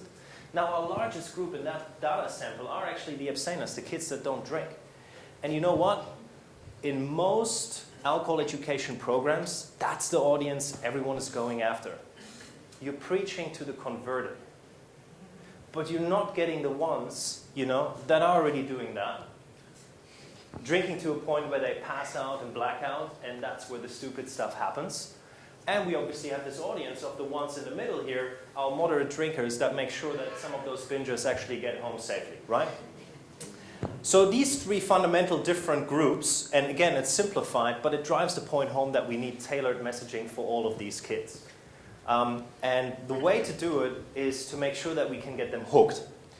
Because we also know from our previous program that we have different outcomes across these different segments. So we need to ensure that our messaging cuts through to all of these groups with the different elements that we incorporate into this program. So when you think about that, that's where another principle from the social marketing philosophy comes in. It's to ensure that we think of which theories can help us to design more effective change programs. So without going through all these theories, there's a range that come into play, and they're all important for different reasons. But the one that really stands out to me is the notion of gamification. It's the notion of fun. And when I speak about gamification, I know that some people don't like this definition. I think of it as anything that allows us to see the world in a more fun and playful manner. And if you think about alcohol education, it's usually the dullest, driest, most boringly taught subjects at school. So how can we make that more engaging if our competition, the alcohol industry, is doing such a bloody brilliant job on a daily basis? Because that's what they do. On average, all of us, and this is conservatively speaking, 5,000 marketing messages every single day you're exposed to. Now, a kid, by the age of 18, has been exposed to more than 32 million messages, and many of those will be pro-alcohol. So now think about this when you go into a school and you run a program for a day. It's minimal exposure, so you need to do it more and more often, obviously. But you also need to do it well and right, so they remember. Because every time I ask a group of high school students, do you remember any alcohol education, or my university students, most of them don't. So that's where the gamification element comes in. Now, let me show you what that looks like with our 5 lessons that we have developed now. So we have a range of online games and practical activities. So you can see 2 drink driving games, you can see a blacking and passing out activity, you can see our conventional old school beer goggles before we had virtual reality, still really good. And inspiration from those came for our virtual reality too. So here's just some of the bigger shots of the games. Students love this activity, as you can see. And then in the second lesson we have the science of alcohol. So there we have, how do you teach in an engaging way about the notion of standard drinks and all the mathematical difficulties that come with it. Because that's, one of those dull, dry, boring moments where people just start to glaze over when the teacher starts talking mathematics. And then obviously we also do our practical activities where we actually take it out of that, gaming environment into the real environment just to reinforce that learning. Yeah, that's the game here. And just when we were talking about using your resources well, this game has actually been developed in 3 months by a team of 4 ICT students that did an internship with me during that time. And they made that game, and it's a fully functional game. This game was done by the people I paid a bit more money to, a young startup. And I think this one can actually compete with it. It's pretty impressive. So again, another good example to say, let's bring in students who have the skills, give them an environment, a context where they can really drive real-world, impactful research and contribute to it. It's a great story, and they do a fantastic job if you can give them the scope and the guidelines, because otherwise they're going to go in all kinds of directions. That's what went wrong with my recent augmented reality project, so I learned from that. Here I could tell them what they needed to do, so that was helpful. Our third session is on alcohol myths and norms. So here we created an alcohol trivia show. It's like Who Wants to Be a Millionaire type experience, and it really touches upon all the lessons. It has a lot of social norms messaging as well. So messages such as, we have, 80% of Queensland kids at the age of 15 don't binge drink, for example. So flipping the numbers is a way to show that, hey, you're actually part of the bigger group that does not drink. In research, we tend to flip it around. We always start our journal papers with gigantic problem, alert, everyone, this is a thing we need to address. And with the kids, you got to flip it around. We got a little app. This is from some other developers. It sort of simulates how you will look, in 10 years of time. You can upload your own photo and things like that, so pretty funky. Yeah, just a bigger screenshot of this. Legalities. We have a little disco dance activity with some pill-popping exercises there. If you're really keen to know more about that activity, I'll show you and I'll tell you about it. A few legal facts in a Q&A session. And now, leading to the thing that you also desperately want to finally hear me talk about, because why is this guy going on about all the other stuff? The VR. So not just we teach them how marketing thinking works and how marketers are trying to get their mind share and how they're trying to just get into their pockets. We also talk to them a little bit about how the alcohol industry specifically does it and some of those tactics, without really telling them, this is how you should be behaving. It's more like an awareness eye-opener exercise, coming though from people that do marketing on a daily basis. Mostly they would have exposure to either teachers or psychologists, so we come from a very different background. And lastly, the VR house party. So this really came to life because when I was doing the work in 2014 with our previous project, I realized there was one activity, and it was the final activity of the day. This is where we try to give kids, strategies and tools and really equip them with ways how they could prevent, peer pressure scenarios or how they could more comfortably say no. And you know what? It was the worst session of all because we didn't have a game. We just kind of tried to facilitate it with them. and just everyone started glazing away, and it was also the last sort of session of the day. So a number of reasons that really made it a sucky activity. So I was pondering in my head how to do that better, and started to read about gamification and VR, and always had read about gamification, but VR and AR really started to pop up. And at that time, in 2015, it was actually more VR.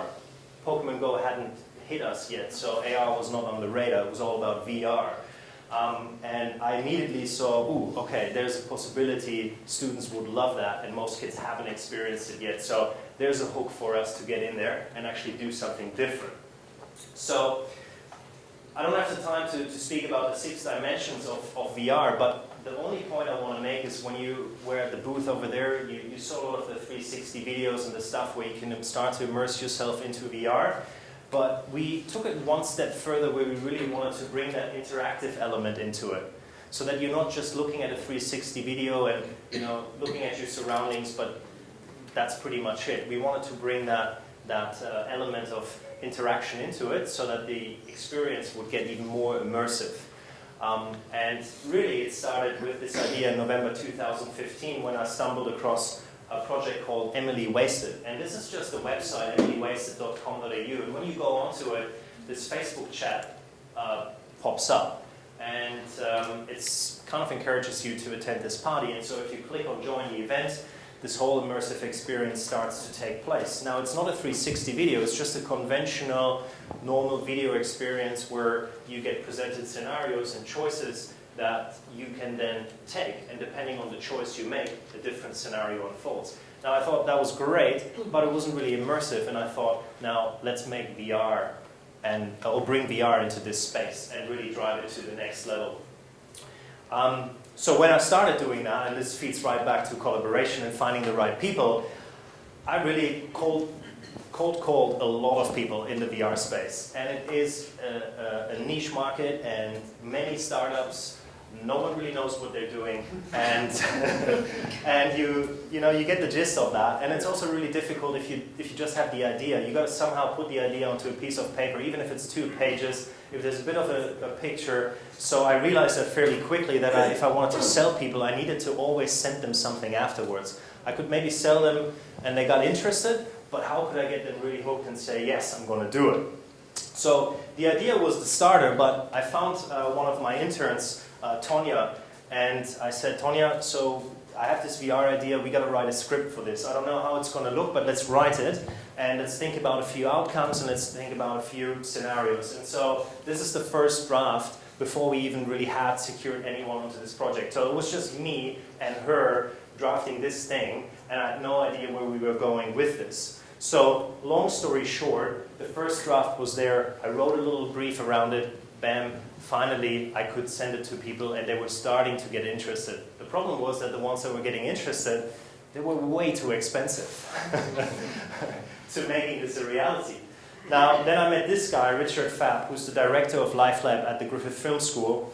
And LifeLab is a student-driven, experience center where students work on real-world projects. And I sold Richard into this VR experience, and the film school by that point in time hadn't done a VR piece. And I said, are you keen? And together with my brief, he finally said, yes, let's do it. So that was an exciting moment, because I finally knew I had the backing of the film school, and I could begin to imagine how that house party would actually come to life, because it's a big production. So Richard then introduced me to the gentleman that's also here recording this session and standing in the back of the room, Hugh, one of the hardest to pronounce names for a German, Hugh. Hugh, the meetings drove me berserk when I had to say the name. Everyone was like, who do you mean, you? No, Hugh. So Hugh brought the technical expertise in, and he said, you know what, we got a camera, and we haven't used it yet for a Griffith project. We have sent it to Japan and other parts of the world, but we hadn't used that Griffith. I said, how is that possible, Let's bring it into this project. So he was really keen, very supportive, and I think those 2 men really made me believe that this could become a reality, and that was sort of towards the start of this year.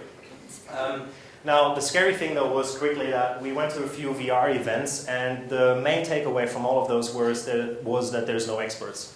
It's like, okay, might as well do it myself then again. But really, there's no experts, and everyone is playing around with it. And the people that would say they're experts don't trust them and don't work with them. And I think that probably still holds true after our learning experience in this project. The first thing we did with Richard, we got 2 screenwriters onto this, Kapisha and Kelly, and they took this initial draft onto a whole nother level, and that was great because these guys, do that, and that's what they study. So they sat down and they pumped out actually 2 scripts, a male avatar version and a female avatar version that would then, experience the house party through the eyes of a man and a woman that's age 15.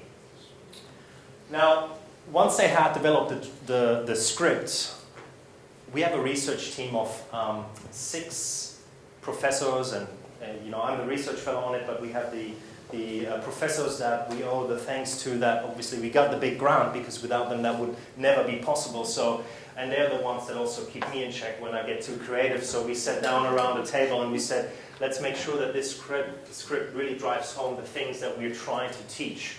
And I take your point, Richard, there where you said don't have too many learning outcomes. I think we're guilty of those. But the point is that we now need to obviously go and trial whether we're actually hitting home with some of these measures. Doesn't mean that we're actually affecting all of them. But that's part of the investigation. That's part of the science that we do want to know. So when we look at the production, that's when it really started. And look, this is the team from the film school. 15 film school students doing their work-integrated learning projects on this. An amazing effort that I have to say would have never been possible. And these guys didn't just take the project on board, but they ran with it and they actually just did stuff. And I was really impressed with that. And yeah, just purely amazing. This is some of them, not all of them, but they made this reality. We took over my boss's house, Professor Sharon Rundle-Thiele's house, for 2 days and 2 nights to actually make this shoot happen. And yeah, here's some of the scenes of the preloading scene that here our 2 lead actors have, some of the people of the production team. And here is the beast, the 360 camera, right in action. And the funny thing is, you have to imagine that these guys are acting towards the camera. So they don't get any sort of feedback or stimulus. They're literally acting with the camera. And all of them had never done that before. So it was novel to every single person. This is a little bit of a close-up. We only ended up using 5 of the 6 cameras. And if you have any technical questions about that, Hugh has all the answers. Why it's 5 and not 6. Just some scenes here. What also we obviously learned throughout the process, because there's no experts, these guys here from the IDEA Lab who sit in the Information Communication Technology Department, these guys came on board, Lewis and Lee Allen. Lewis is a PhD student, he does a lot of VR, AR work, and he actually said to us, well, if you want to implement that into a school setting and the kids need to download that onto their phones, well, you need an app for that. And we always thought we'd just do it with YouTube. And we just discovered this randomly in a meeting, and we were like, oh, okay, well, you guys willing to do that for nothing?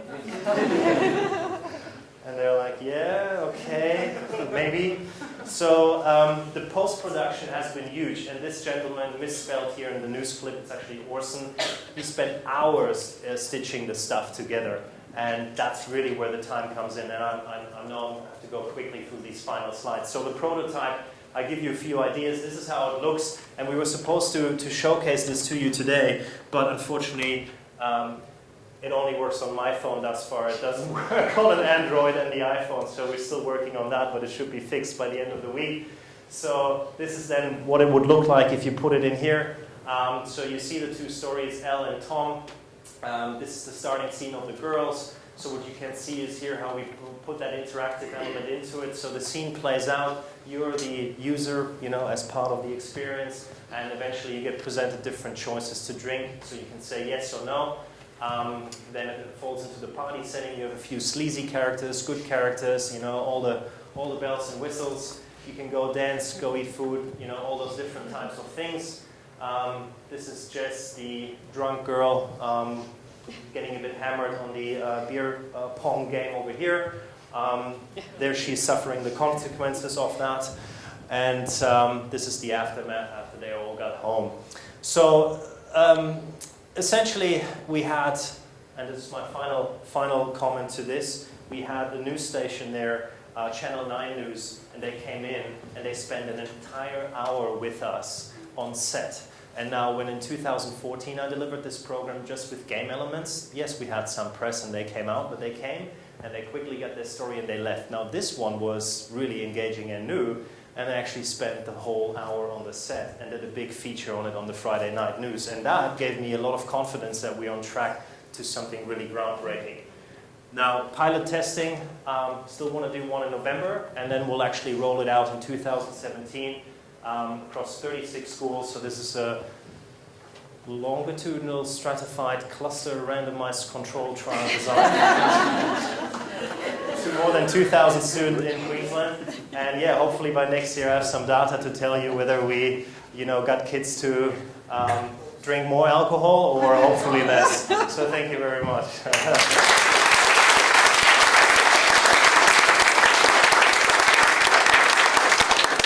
So we have time for a couple questions, if anybody had something they'd want to ask. Don't be shy. Can I use it for my son, please? Of Can I use it? Is the idea that the kids will make all the bad choices? Is the idea that the kids will make all the bad choices in the app and then they don't have to play it out in real life? One of the ideas. Peer pressure is number one reason for first-time alcohol and drug use. So 50% of the cases, that's what's going to determine whether you touch that first drink or you take that first drug. It's one of those things you can't practice in a school setting. So I think virtual reality kind of allows us to do that.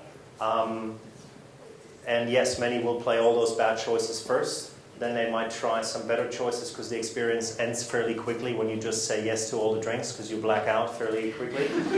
So we hope they go back and try the better choices. Whether it's going to prevent it, I don't know. That's what the data has to say. But the idea is that that susceptibility to peer pressure is reduced because you have trialed it in that virtual environment. Yes? Do they get vertigo? Sorry? Do they get vertigo? Do they get the dizziness before they black out? Yes, so we have different elements of, yes, exactly, blurred vision in there. So if you say, I think we have three different levels of blurriness in the vision depending on, you saying 3 times, 4 times yes. So the fourth one is pretty, unenjoyable. And when we think about things like motion sickness, for example, we were told, you can't move the camera too much when you do the production. And obviously if you start, putting these VR headsets on, I don't know if you have done it, but in some of those experiences, sort of after 5-10 minutes, you get to a point where you're like, ooh, got to take that thing off. Particularly when you work with some of the lower end equipment, so you don't even have that Oculus Rift or so. So there's still some homework to be done, in my opinion, until virtual reality really becomes something where we say, well, our mind knows that or doesn't know anymore that we're now in a virtual environment. And it's possible, but that will still take some time. All right. Well, thank you again, Tina. Pleasure.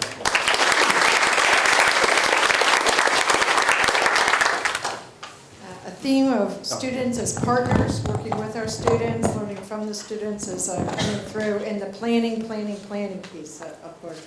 So next we have up again 2 people from Griffith.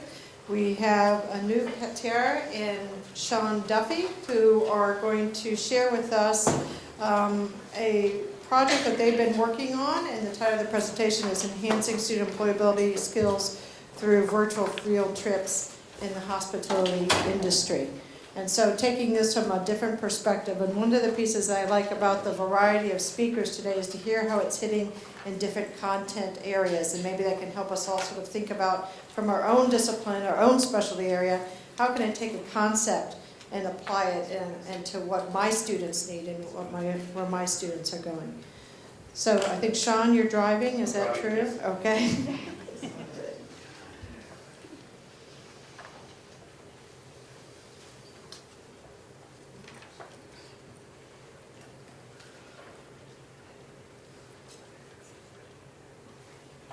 So I think all of our speakers will be at the lunch afterwards as well in the expo. So if you are interested in talking to them directly, you'll be able to make contact with them there as well.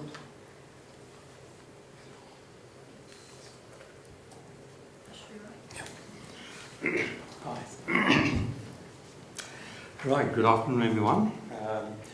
My name is Anup Bhatia from Department of Tourism Hotel Management, and hence our project is related to hospitality industry. Let me introduce Sean Duffy. He's of course from Learning Futures, and he's been a really great asset helping us drive and come up with good ideas and bring the project to this level so far. So what we will do is to provide you a bit of update on the project, how we have started and where we are at the moment. So I'll talk a little bit about the concept, how the idea of virtual field trip sort of sparked within us. We will talk about a little bit about the OLT grant we received, and we'll talk about the commencement of the project, some of the functionality and demonstration of virtual field trip, and the plan for 2017, and of course a bit of time for Q&A. So let me give you a little bit of background. When the hotel management program was developed, we worked very closely with some of the major hotel companies on the Gold Coast, and of course the Sheraton and the Conrad Jupiters and so on. So the program was developed very much integrating theory and practice. And at that time we also had a training restaurant on campus. So students were not simply learning about how to cook and make cocktails, but they were virtually working on reality in terms of how to organize, how to plan and execute the whole operation of food and beverage in hotels.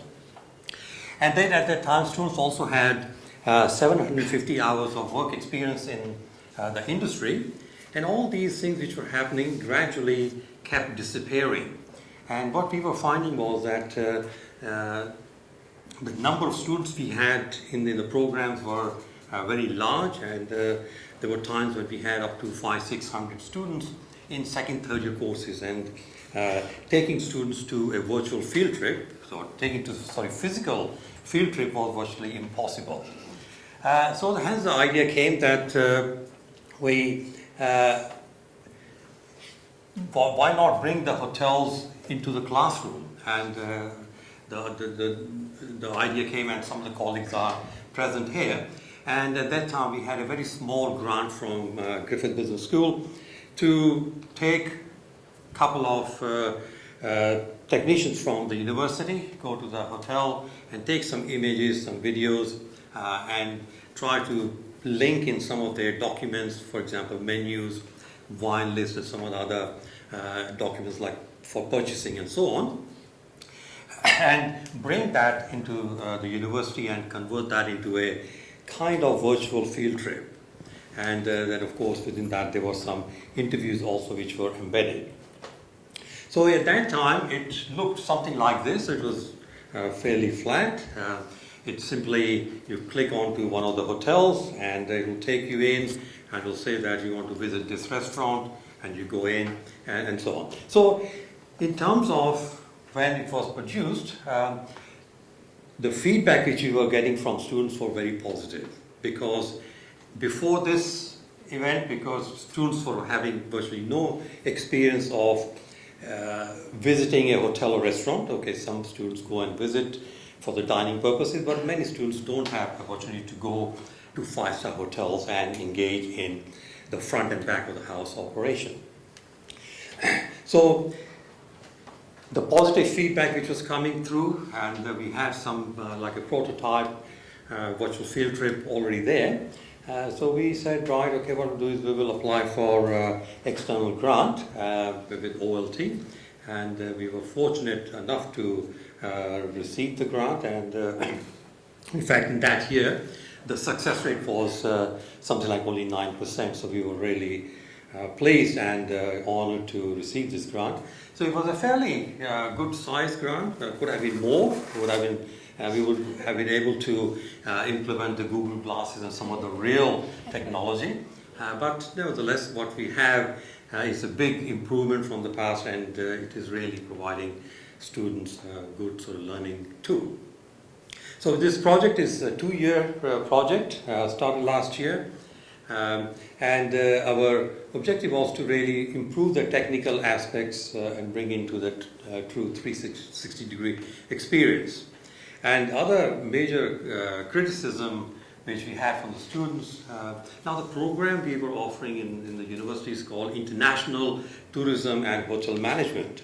And the students, when they were using this tool, and we have one hotel on the Gold Coast and one in Brisbane, and they used to really laugh and say, well, it's hardly international. The only international is that the hotel belonged to a parent company which is not Australian. So that was one of the things we put into the OLT application, that we will try to bring more hotels and other hospitality businesses into the virtual field trip, so students see what is happening around the world. And many universities, including Griffith, we offer programs in Hong Kong and other locations. So having hotels in Hong Kong, in China, in India, in Britain and so on, that really was going to really add a lot of value to it. And in that process, we had 4 institutional partners, and those institutional partners are working really well. We are lucky that we have one just across the freeway from Griffith Nathan campus, and we're working very closely with them. And of course, Edith Cowan, we have one of the professors from hospitality and marketing area, and of course, a lot of conference calls, and we're using WebEx and so on to communicate. And then we have Blue Mountains Hotel School, so we try to sort of invite from a private institution as well. So this is sort of a bit of a background about the project.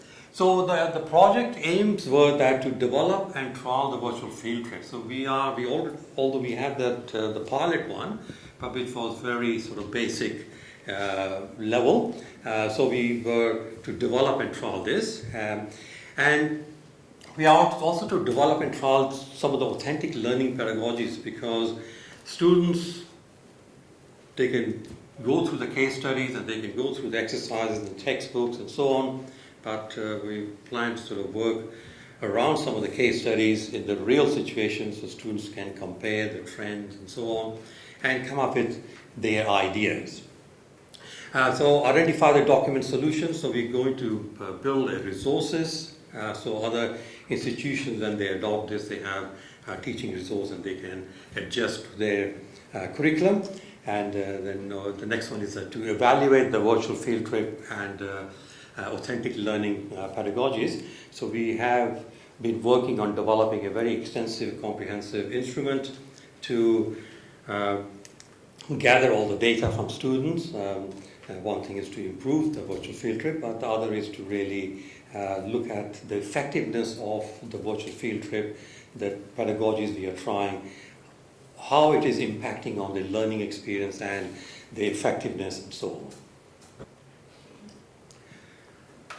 So the project sort of commenced. So it was quite challenging, although we have 2 years, but there were things which had to work sort of simultaneously, because although we had 2 hotels, so we tackled the easy thing first. So we had the contacts already, so we just picked up the phone and spoke to the general managers and said, right, yes, we did come and took a lot of your time, but we need to come back and convert this into 360 degree. And they very happily said, yes, when would you like to come?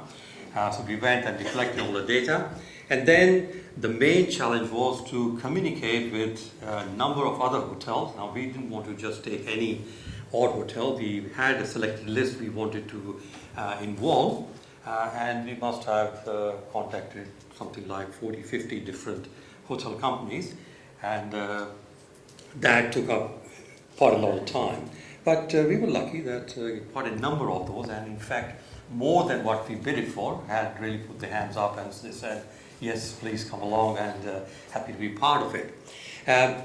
So in that sense, we had the basic one working on the site. It was being developed, and we were developing the context, and as the context was coming, if there were local we would take the crew from Griffith, but if it was in China and in Hong Kong and England, unfortunately the budget didn't allow. So what we did, I volunteered myself to go, and we hired the local the photographers and so on. But with the help of Learning Futures, we developed very tight specifications. We gave examples, and the product which they produced and what Sean tells me that it was exactly what they would had expected. So this was happening. So there were a number of hotels. I'll just show you some of the sites we have been collecting the data in. And then also the development of the instrument. So it's a very comprehensive instrument which we have developed. And in that process, when we were piloting the old version of Virtual Field Trip, we did the pilot testing of the instrument as well. And it helped us to finalize the instrument. And at the same time, we also got some further feedback from students as to what kind of things they liked and what they would like to see in the new version of Virtual Field Trip. And we also have developed a Virtual Field Trip website page, and of course we are building up, and there's a long way to go with all the resources sitting there. So these are some of the hotels which we were fortunate. So the first two one in the front, they were already existing, and then we were able to get into Intercontinental Hotel in Sydney, Kempinski in Beijing, Yuzhang Hotel in Badong, Cordis in Hong Kong, W Hotel, the Mayfair in London. So you can see the hotel which we have, they represent hotel hospitality companies from the US, from Europe, from Asia. So it's going to provide a very sort of a broad sort of management practices to students, and they can compare and contrast how hotel food and beverage operations are managed. Then we also had a number of hotels, and the Square Hotel in Brisbane, the Flying Fish, and as you see that it was nominated as a world's luxury restaurant. And in this process, when we were developing, we came across one of our graduates who finished 3 years ago, and he went and opened his own restaurant. A Chinese student, and he opened an Italian restaurant, and he's already won some awards. So we thought it would be really excellent to collect that. So students have another avenue that, once they finish hospitality, hotel management, they don't have to go and work. They can start their own business if they have a few dollars. So there are a number of restaurants we had, and in that process we also got access to some of the wineries.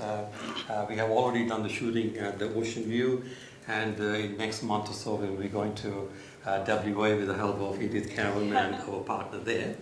And we'll be collecting all the process of how the wine is grown and made and all the rest of those stuff. And then also in that process we have been working with one of the sustainability consulting company, and they specialize in tourism hospitality industry, and they have also come on board.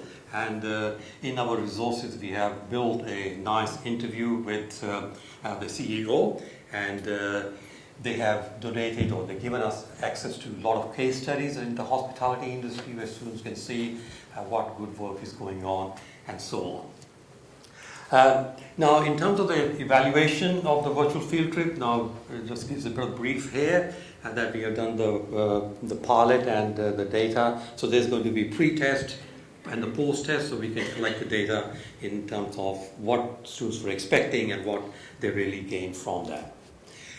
This is a bit of brief. This is a model we're going to test in terms of the evaluation and the construct. So there are numbers, a fairly comprehensive instrument, and as said, students very well received during the pilot testing. In terms of some of the surveys data we're still analyzing, but in terms of the two quick questions, I'd like to say that we asked what is the best thing they found, and they was talking about the ease and they can move around the stuff in their own time, and they really love that, and a lot of rich information they were getting out of these virtual field trips other than the lectures and from the textbooks and journal articles. And then in terms of how we can further improve, and as you can see, the information is they want more information. And of course, when we have more international hotels, they will be given all that information.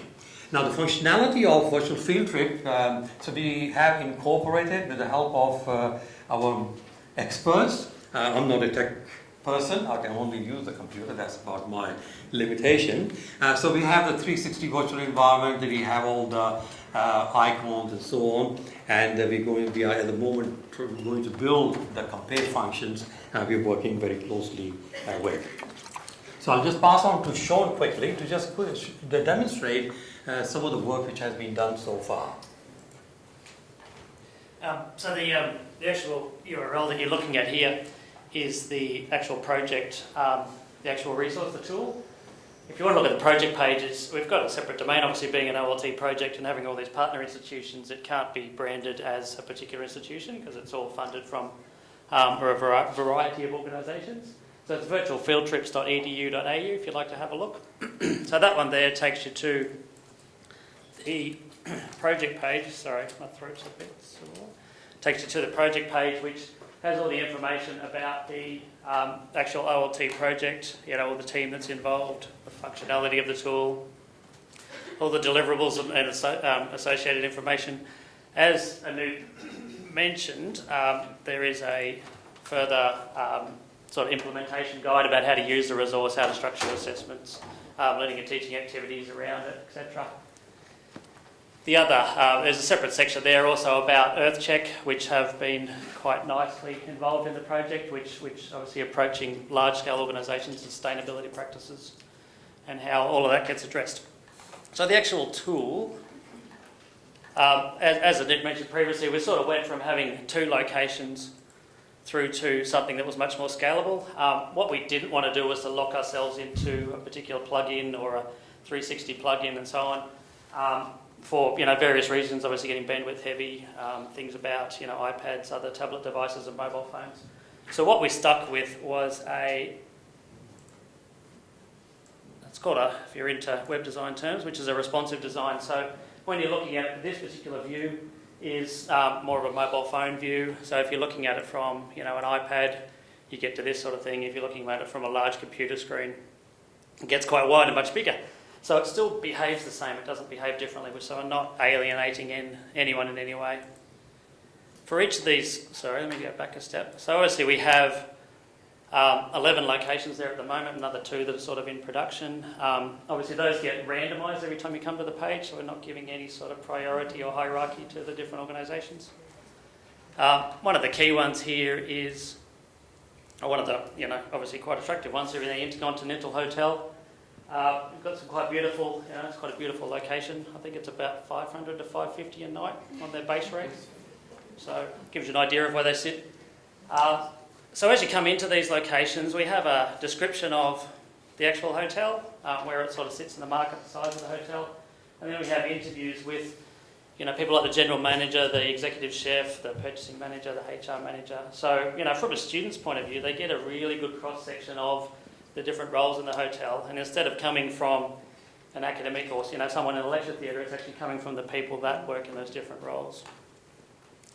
So with these panoramas here, it's just normal websites, so you can click and you can peruse around and look at the overall location. We have these green arrows here which then take you to a different part of the hotel, so we sort of have a bit of a structured navigation where you can go through and explore. And then, if you're feeling hungry, we have the buffet here. So it has different photos that are sort of snapshots of information around how these different hotels are structured. So how they've structured their decor all the way down through to the fabrics of the seating. You'd be surprised the sort of things I know now. And go back a step. So you have these sort of navigation. You click on the photo icons for more information. You click on the green ones here to navigate around. As you can see, as we navigate through the location, we also have this breadcrumb trail for the people that are sort of used to navigating that way. What we found from student feedback and from using this quite a lot is this need for this sort of quick links. Because for people, and especially academics that were teaching this that hadn't been to a location, is they were getting a bit lost, finding their way around the location. So we really wanted to have this quick links thing and then have this basically you are here. So people that are more traditional in their way that they want a menu and they're not sort of wanting to explore so much. And this was, obviously quite a beautiful shot up here. That, we got quite lucky with the weather and so on. The other thing for each of these locations, let me just go back to the start page. So the other thing they have, obviously got the video interviews for the different people, which can work as a quite nice teaching resource. Have the sample documents, so the Intercontinental Hotel is quite nice to provide. Purchasing reports. Yeah. All those sort of. Unless you want to talk a bit more about. That's right. So some of the documentation we talk to students about how the purchasing is done and all, control in food and beverage, and they were happy to share the reports with us, so students can see the real reports rather than fictitious. So likewise, not every hotel has provided us, but some have, and whatever we can get hold of, we're more than happy. Just a quick interview we can chat? Yeah. So in terms of the interviews, The GM. Yep. So all these interviews play, if you're looking at the technical side, they're coming out of a YouTube channel which is tied to this particular project. So that helps us around streaming, so we're not looking into a quite big file size. So they play in the browser, so they play as normal when you're on an iPad or a phone or so on. You can also push them out to full screen. Sorry, let me see if I can get a bit of volume. No. It's right, so you can push them out to full screen and then use them in a scenario basically like this, where you could obviously listen to the general manager talking about his career and approaches, and then pause it at a particular time and then use that to generate a class discussion. That's right. So when we interviewed these managers, we gave them a brief that we want you to talk about your career, how you got interested in hospitality, how do you manage the quality in your organization, how you manage your finance, and all those kind of things. Yeah. And so all the managers are talking in the same framework, and that will allow us to compare hotel in, say, Australia versus in China, and so on. The other key question which I thought was interesting is they did what is your average day? So it starts at 8 a.m. So general meetings. This for example, this particular general manager of the Intercontinental said that each day he books in an hour of what he likes to call thinking time. So he said if he doesn't let it happen, he can generally fill up his whole day with back-to-back meetings and actually have some time for him to walk around the hotel and experience, the place that he's managing. And then obviously having head chefs talking, HR people and so on. That's right. So I mean, the course itself is International Food and Beverage Management, how the food and beverage is managed in hospitality. Yeah. So sometimes people ask, how about the other parts of the hotel? I mean, it can be taken to other parts of the hotel, but it's mainly focusing on one particular course and being fairly broad. And I guess going back to just the following the thread through, we're talking about the VR headsets, 360 cameras. We didn't really want to do the 360 camera, and that's become a bit of an issue because, for example, Anoop would then go overseas and take our structure of what we wanted. So we couldn't then try to go to an overseas location and then find the same model camera, the same setup and so on. So what we ended up doing is basically using a normal SLR camera on a head, on a tripod thing, and just basically taking photos through segments, which is, as Hugh and Henry can attest to, taking photos through segments and then stitching those together. So what that afforded us is, if we had people in shot or people that, we could just sort of wait there and wait till they would move around to the next part and take those photos through. But recently we have take over the location, recently we have filmed at one of the wineries, and we were lucky to have the drone camera, and I think that's going to give us a nice or different perspective as well in terms of the images and videos we will gather. Just examples from there. Back to slide. Yeah.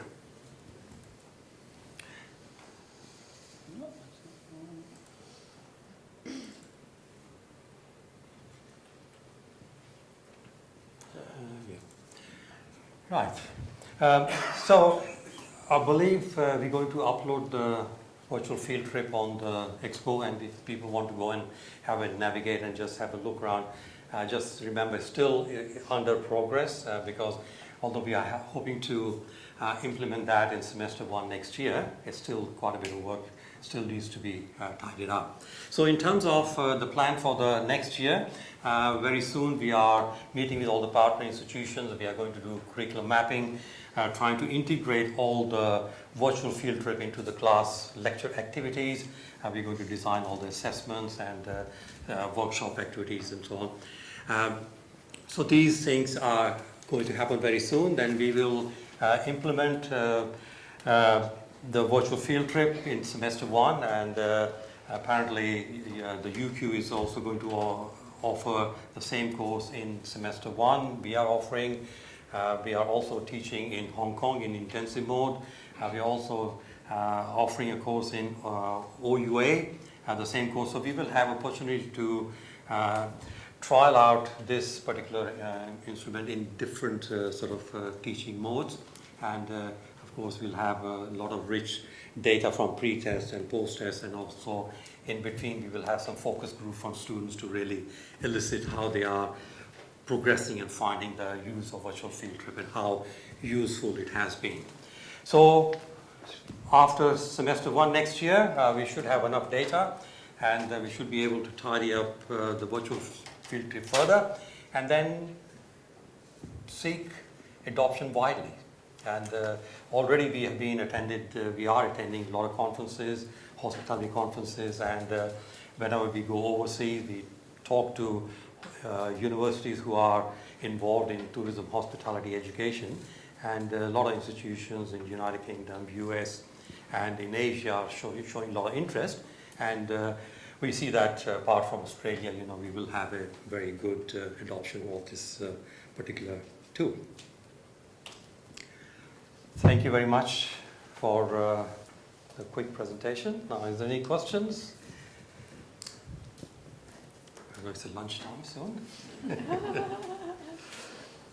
Thanks. Yeah, I think that's a brilliant system. Something I want to ask about, and maybe somebody else could answer this as well, but something that a lot of people seem to come up against is, so you've been able to have an external domain and do that kind of as its own website.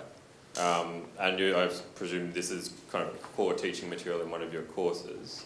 But something I seem to come up against, if I don't even want to do anything particularly complicated, just a good website for a course with a discussion board for the students just within that system and things like that. But the response I seem to get is no, everything has to go through Blackboard, or it has to be regulated through it, has to have Griffith branding, and you can't go outside that. Could you explain the kind of challenges you face with that, or is it just because of the multi-institutional thing that you can... Well, it's because of OLT. The Griffith, it doesn't belong to Griffith. Yeah? So it is, then one of the briefs from OLT is that once it's completed, it should be free to anyone. Not only in Australia, but anywhere. Yeah? So in that sense, we had no issue with Griffith in that sense. So it is OLT. They have funded the whole project. It just happens that, the chief investigator is from Griffith University. That's all right, I can talk loud enough. Okay. Do you have any information about whether the facilities are also using this as part of their, for example, staff orientation? A lot of hotels have requested that if they can have access to when it's completed, because some of the institutes, they run their own training programs and so on, and they see that as a good way of even benchmarking and showing their staff how it is done in other hotels. So yes, and that was one of the first questions used to come, that hotels would say, what is it for us? We're going to give you free access to our hotel for 2-3 days, and you'll be going and interfering in our staff, what are they doing, and so on. And some hotels are very secretive as well. What is in for us? So my first answer used to be that you are making a big contribution to education, and the second is that it will be available if you want to use any part of it. Because it would seem it wouldn't take long to pay for that in time saved in their staff orientation about their own facility.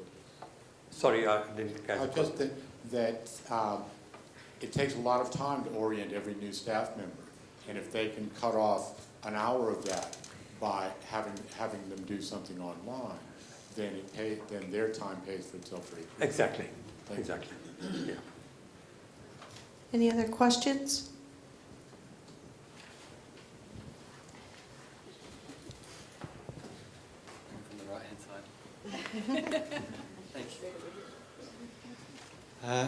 I'm curious, I noticed one of the pieces of feedback that you got was it's a fantastic source of information.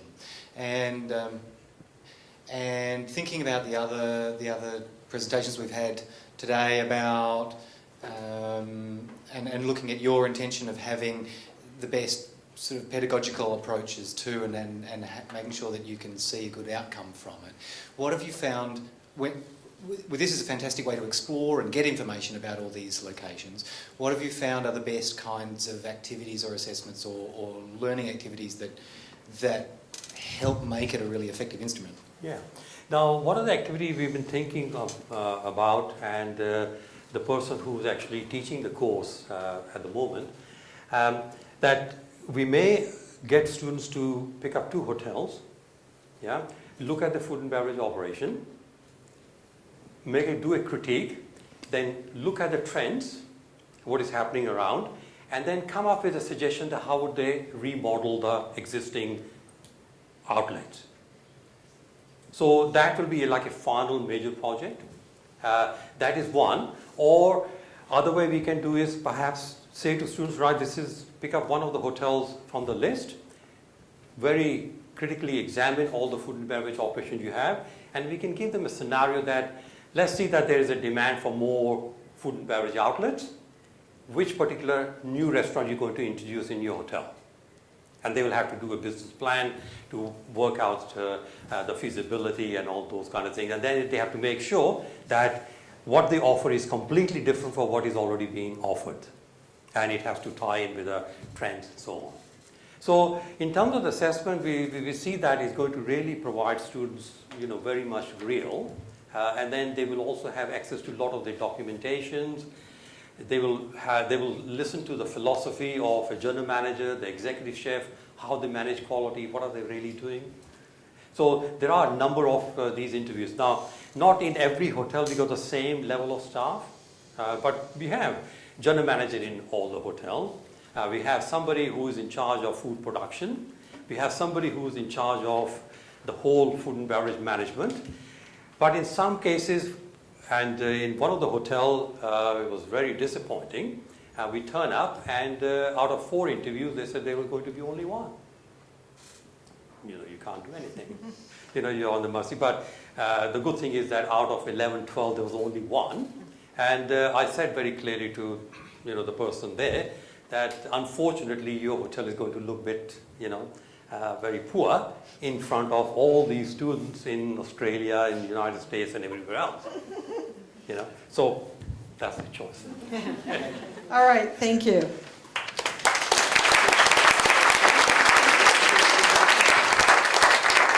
So during lunch in the expo, Sean, you're going to have this up at the expo? Yes. Yep, so you can come take a look and do some exploration of it as you like. So we have our final speaker, Richie Jamore, who is joining us. We just broke a cup? Yes. Richie is joining us from Sydney, where he is the head of sales, learning, and culture for Bingley Electronics. And he's been working in VR for a while, exploring different uses along a continuum of what's possible. I think we've seen a nice example of a continuum here from the virtual reality we saw with the Dazed all the way into the virtual field trip. So he's going to continue that discussion as well as into how much the time and the effort and the different levels of development that you can engage in. Technical difficulties. All right. Hi. Can anyone hear me? Can the speaker hear me? Yes, I'm on. I can hear myself now. Cool. Hi everyone, I'm Richie. How are you? And I'm an addict, and that's very inappropriate after hearing what Timo had to say today. That's incredibly bad. But I am an addict, and I'm an addict to to learning new things and gadgets. And I've got a lot of things to show you today. In fact, this morning, I love to learn new things. And actually today I learned how to use your tram system. It's very different to Sydney, I've got to say. So the tram turned up, and I'm ready to catch it to come to Griffith University. And I stand there, and I'm waiting for the doors to open.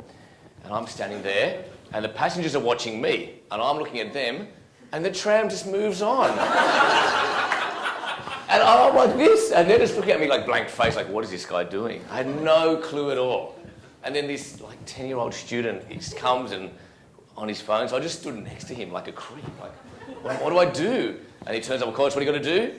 Press the button. I had no clue. So then, of course, I thought, if only I had those augmented glasses, right? John Cleese here going, push the button.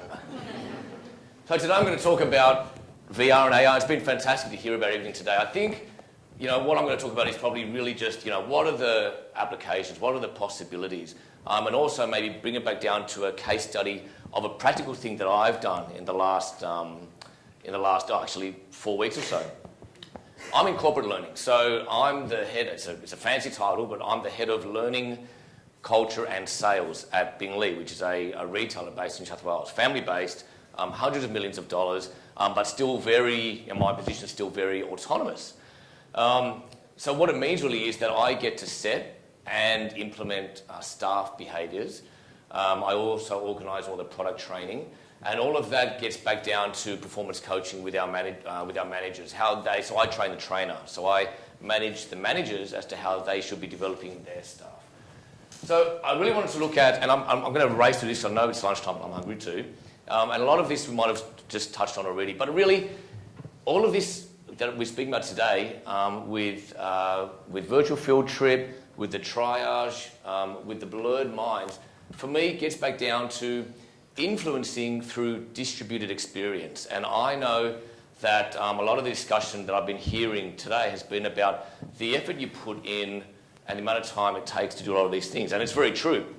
But I also think that the return on the investment that you will get, because it is distributed and because you can do this over a platform, means it can have a sustainable life over a long period of time. So if you do make the investment now, this can actually have a reach which is far more than just this week or next week. And I can show you that with something that I've done with some onboarding, if you like, similar to what we're talking about here with the field trip, but more in the VR space. More technical difficulties. Can you stand there? And I'll click and pretend. Okay, it's on. Great. All right, that's the purpose. Don't worry about that. We'll just move on. All right, so for me, everything we've been doing from the caveman time to now has really been, as we are today, on a 2D screen. Now, the problem with the 2D screen is that, of course, you're distracted. You're distracted by the person next to you. You're distracted by your stomach and by the phone and everything else. What I think VR does is it gets you into a captive kind of situation where really you don't have a choice but to immerse yourself and absorb the information that's around you. So that's why I think VR is very, very interesting in terms of a potential platform of influence. And one thing I always ask when I go through this, and show people VR can I have hands up, who has actually used a VR headset? Okay, most, which is great. Now, what is it to you? Because VR, as far as a distribution platform, as far as an experience, is completely different for everyone. The idea of agency, the idea that when you're watching it, you don't just scrub to rewind and fast forward a movie. You choose where you can look, which adds a degree of complexity to the cinematographer or the VR renderer, if you like. But that's really challenging and very exciting. It can be entertaining, it can be informative, it could be something that you want to explore, but of course, for us, it's all about the education. So how do we use it in terms of education?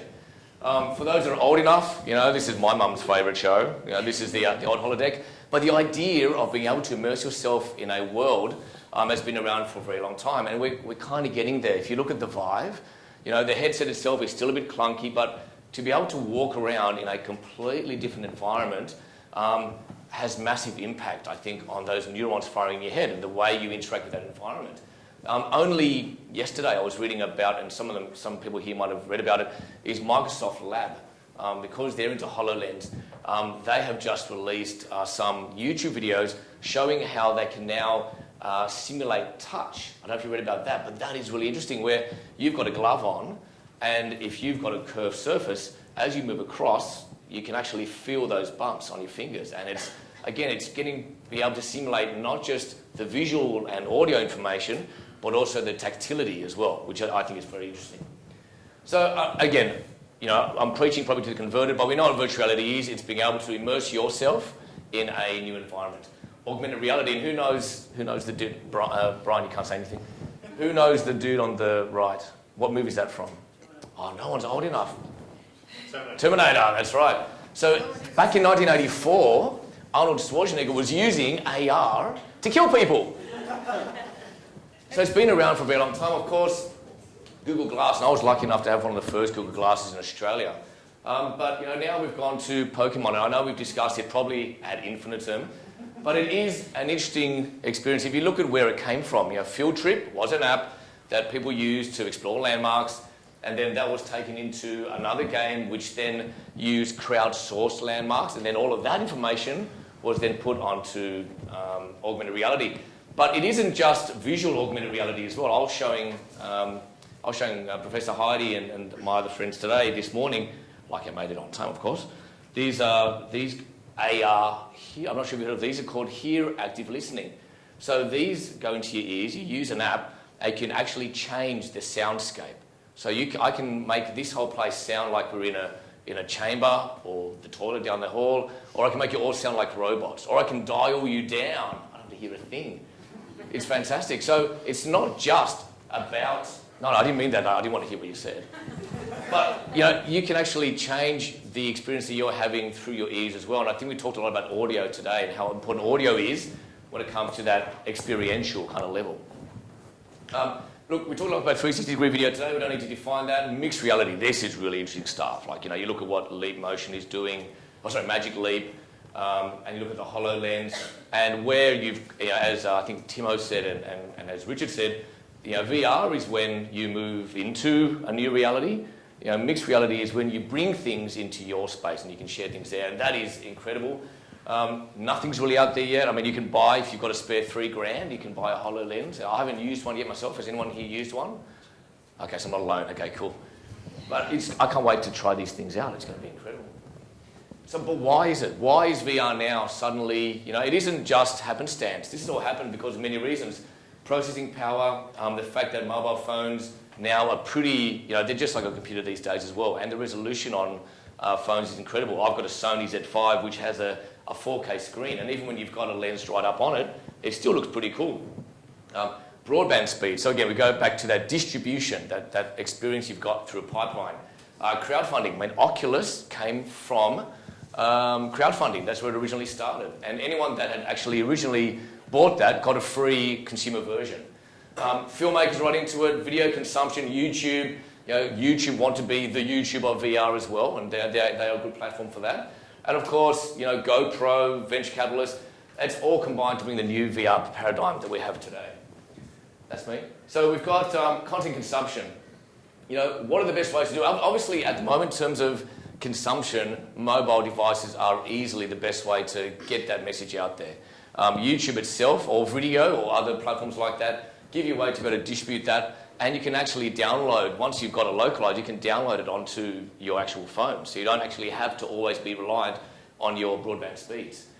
For anyone that's used these computers, you know how intense it is. I mean, these computers have to generate up to 4 million pixels a second at 90 frames, 90 hertz, to give you that real immersive quality. And it looks amazing. It looks even more amazing than the mobile experience.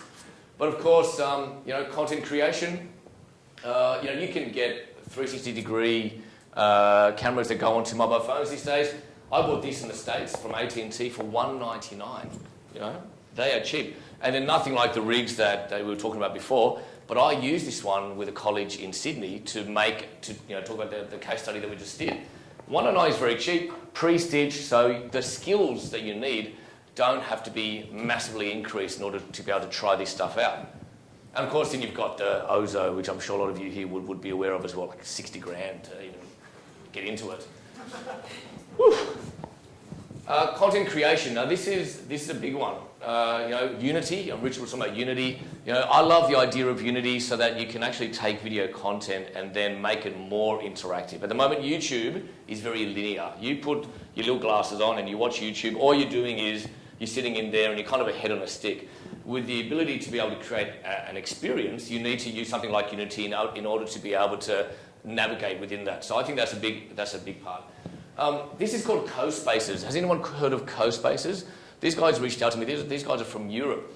So you can go in on a standard PC and you can create a world that looks like the one on the side there, and then you can then explore that in VR. So you can create whatever style of place you want without any coding. And I think that's a big one for us as learning professionals. We don't necessarily want to start coding now. Like, I don't know anything about coding, but I saw this, I thought, yeah, look, and I created everything that was on there. So I was able to put the chairs there, I can align stuff. That kind of ease of use, where coding is in the background, if you like, gives you another opportunity to create these worlds that you can immerse your students in. And of course, colour board are out there with GoPro. It makes it easy to stitch all those cameras together in sync. I'm a fan of Adobe Premiere Pro. I pay much more than you guys do, unfortunately. But it is a great tool to use. And I actually use that as part of my case study.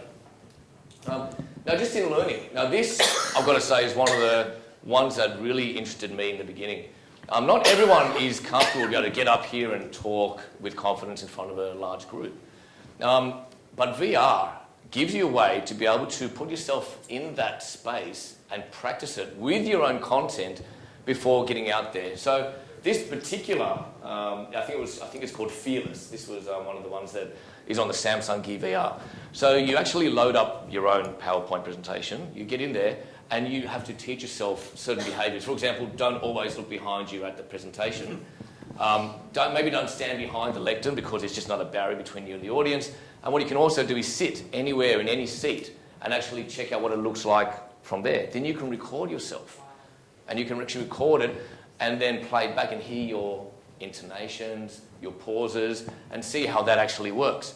And that was actually quite interesting. Actually, I'm doing an article with Australian Financial Review on this actual topic of public speaking and being able to gain skills by immersing yourself in a safe space, I guess, first, before you get out into the real world. And I think that's one of the big impacts. Again, influencing, being able to lower your levels of fear or increasing your levels of confidence through that distributed experience, I think is fantastic. Biology, again, we've seen the beating heart from what was shown before. I love the idea of being able to travel back in time. Like, VR is great for that. I have sat in a 70s style room with a CRT and actually watched JFK deliver that speech about the moon. You can go back to when the Stonehenge Times was around, when it was still new. These are good too. Look, this is one thing I think VR does very well. We talk about, say, the size of the moon and the Earth and the sun, but a lot of the time we're trying to use other things like scales to try and compare. Like, if the Earth was a pea, then the sun is a basketball. But when you use VR, for whatever reason, the mind is really tricked into understanding the size scale differences because it uses that parallax and forces you to focus on certain things. You get an idea of how big the sun really is in comparison to the moon or the Earth. And that's another thing about VR, I think, that when you're immersed in that situation, you really start to understand some of these concepts even more naturally because you're actually there, hovering around in space. Very, very cool. The other thing I love about this, you talk about social justice and some of these things, empathy. Empathy, I think, through VR, putting yourself in someone else's shoes, be able to see how a refugee lives or what happens in camps, is a way to really distribute that experience, not just with pictures and, of course, Time magazine and other photographers tell 1,000 words, but sitting in there with a refugee little kid who doesn't have enough to eat and has to share the food, and you sit there with them, it's a different experience altogether. So I suggest you try out that. VSCO, I think they're called Within now, is a great app, and you can use it on both iPhone and on Google phones as well. But I thought I'd have a quick look at, particularly from a corporate learning space, what does VR and AR particularly, what can they offer? This is a big one, and it's good for even my business, when it comes to discrimination and harassment. So overseas, you can see here, they put a dude into the shoes of an African-American lady and how she's being harassed by an older white male. And what kind of things that, what does it mean to be in that situation? So that empathy, being able to draw on someone else's experience, being able to live in their shoes for that moment, actually helps maybe that identification and understanding and then influence behaviour. The other one is the harassment. You know, if you are, again, you know, being harassed by someone, what does it feel like to be in that situation? You won't get that just by sitting in front of a 2D, even a 360-degree video doesn't do that. You put yourself in that position where you're forced to sit there and look around, and you understand that panic maybe, and you understand some of the feelings they get. That emotive impact of VR, I think, is incredible. You know, you go back to, you know, this is forward thinking, I guess, but, you know, when it comes, I think mixed reality, I don't know about you, but I think mixed reality is like the next horizon.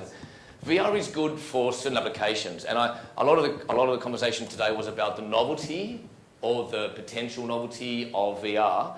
I think you've got to be careful when we're looking at, you know, the applications for VR that we don't do just because VR exists. I think a lot of the applications for this enhanced reality, if you like, or mixed reality, is going to come through these kind of glasses themselves. So if you've never seen what mixed reality looks like, go onto Magic Leap's website, and they've got a YouTube video, and it just gives you an idea of what it's like to live and to be able to draw other things into your room. It's amazing.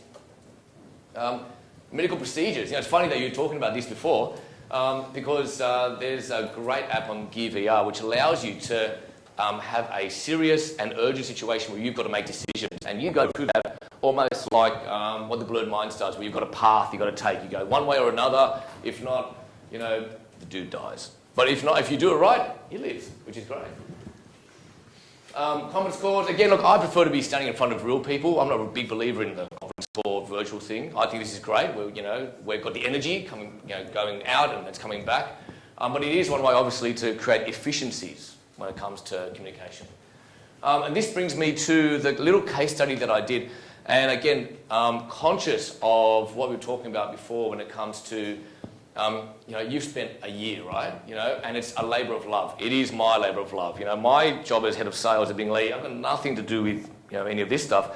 But because I'm passionate about it, you know, I've spent my own time to do it.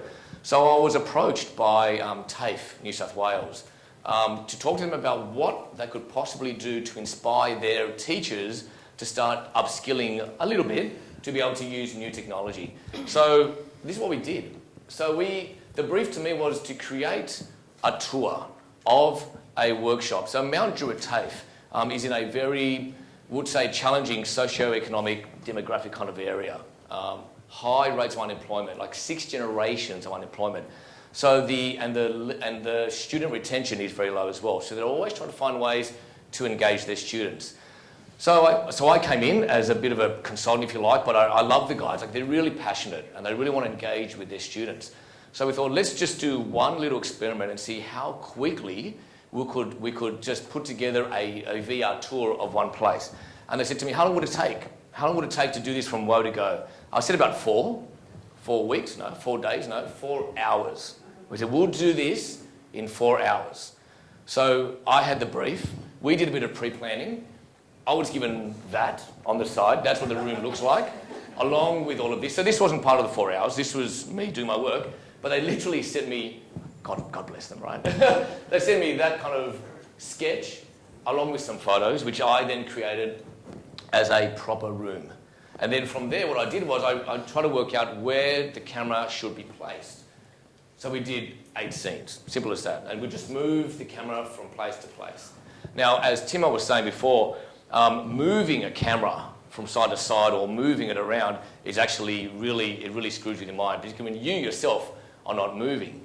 But actually, one way to do it, I'm not sure if you've done it before, Tim, but if you are in a forklift or if you're in a car, if you've still got a fixed relative position, you can move wherever you want. So just a little hint. But we didn't do that. We thought we'd just do this as a person who is standing in the workshop tour. So we had to come up with a visual language. Has anyone seen this? Are you familiar with this, Timo, at all? So I did a bit of research and worked out what is the best way to try and visually come up with some symbols to enable us to be able to create this VR content. So this is the guide. So what do you have at the front here? That first arrow is the front orientation of this actual camera itself. So the rule was, whenever you move around in the room, the front camera always is in exactly the same space. The reason for that is wherever the person is in VR, you don't want to suddenly disorient them.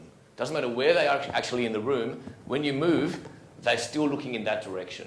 Even if you've moved here, they still have a point of reference they were from. So that was the first thing that we had to realise. The second one is moving the actual person. So we needed to be able to say, you're going to be standing here, and then you may actually then be moving along to the next space.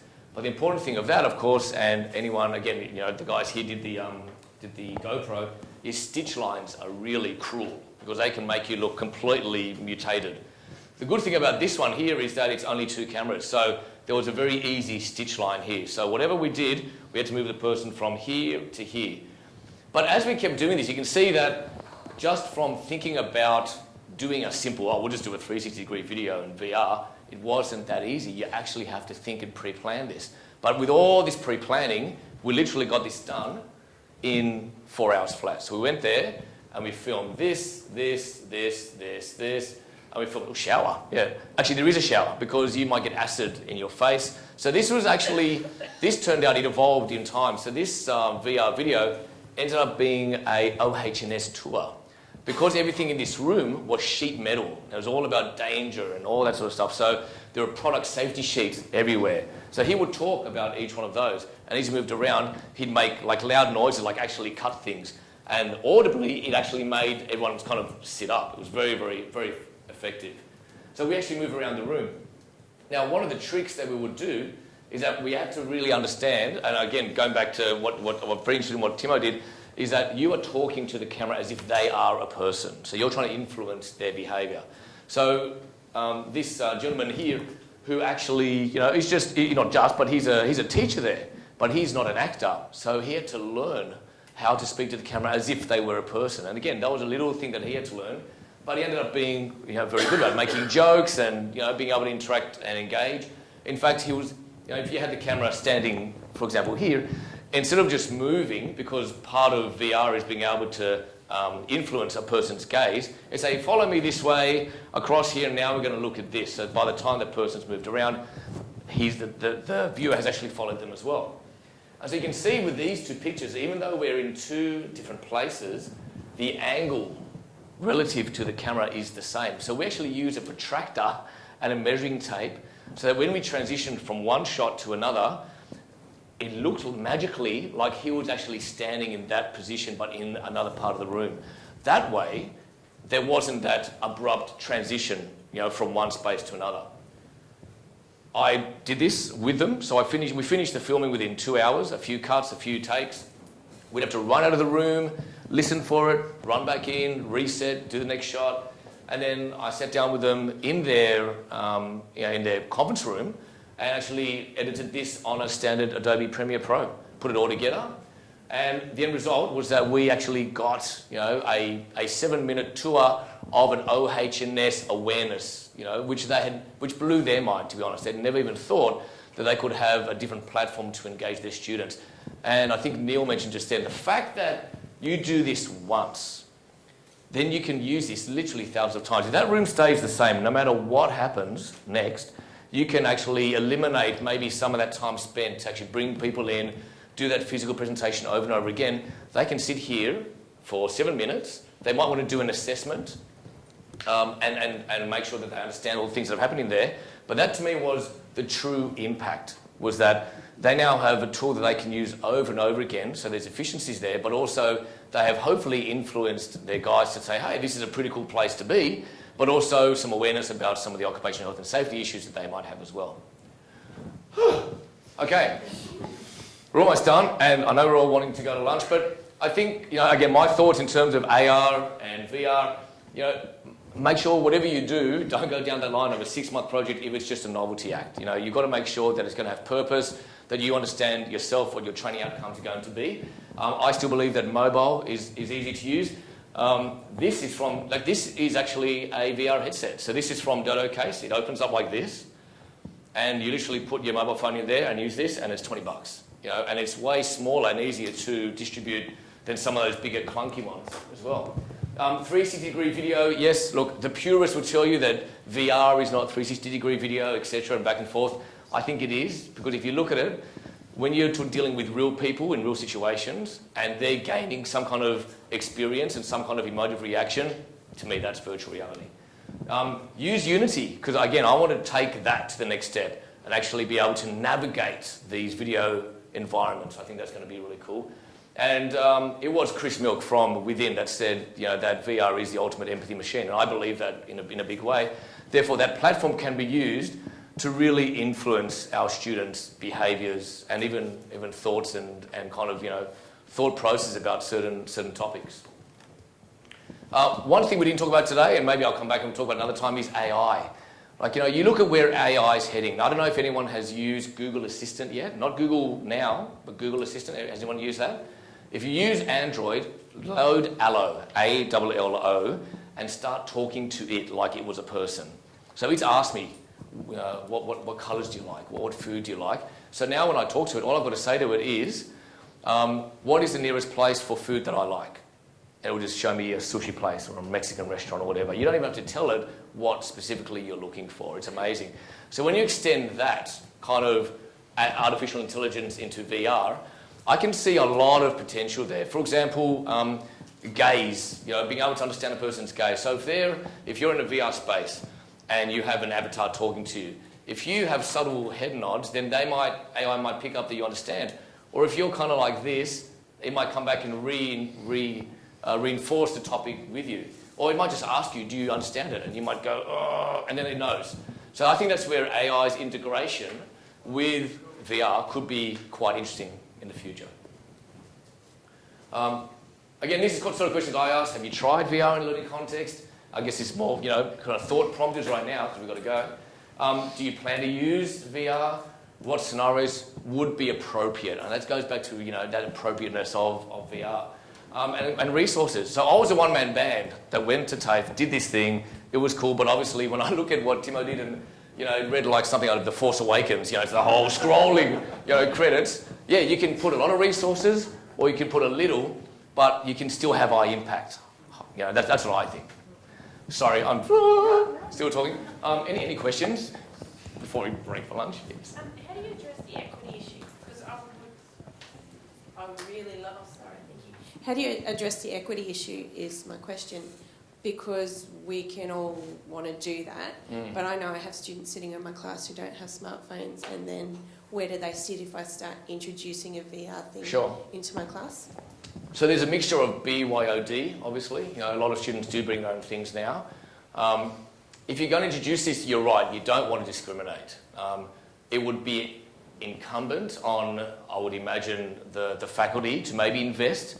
But it can be low end. It doesn't have to be expensive smartphones either. Like the cheapest Android will still work because even the $199, even the $99 Android these days has got a gyroscope built in. And it has access to all of the YouTube features, including cardboard. So whenever you watch a YouTube video that is 360 degree enabled, you press the cardboard and it works. So you might, I would actually requisition maybe 10, a dozen of these cheaper phones. They might have a slightly lower screen resolution, but the impact of being able to use it will far outweigh them, absolutely, feeling like they're being left out. But there are cheaper ways to do it. Bingley.com.au, go there, check out the deal. That justified the trip. Any other questions? Other questions? No? Cool. Well, look, I'm here for lunch and I'm here for dinner, so... Yeah, thank you very much, guys. All right, thank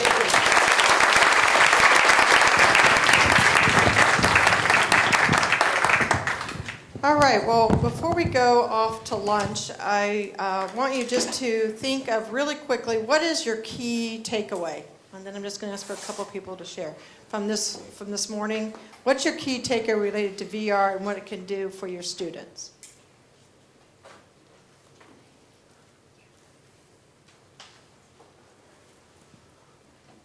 Okay, yes.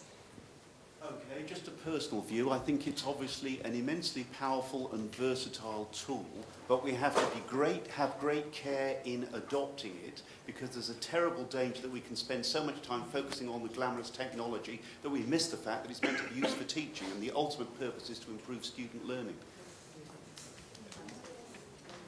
Anybody else want to share their takeaway? Hugh, do you have a takeaway? All right.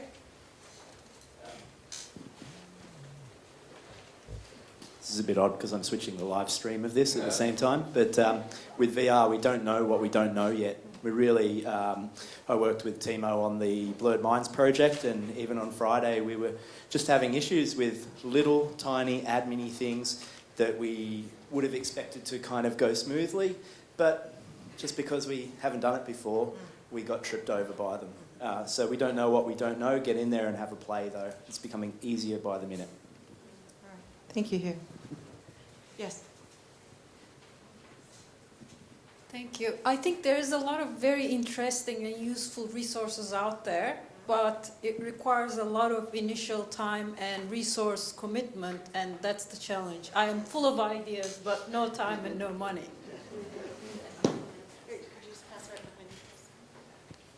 And connected to that as well, although the barrier to entry is lowering and lowering, it's still sufficiently high that it's difficult to enter for most people in a teaching role. But twice the concept of leveraging all the excitement and enthusiasm and ideas of students has come up in the presentations today, and that's where we can make our own job a lot easier.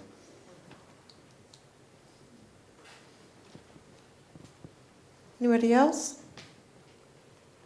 All right, well, I just want to extend another thank you, and we have a very small gift. So if Richie, just if we can give up here and give Richie another hand for sharing with us, please.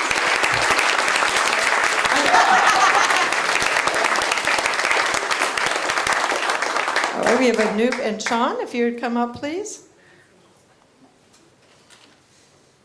For sharing with us the virtual field trips and showing us another possibility.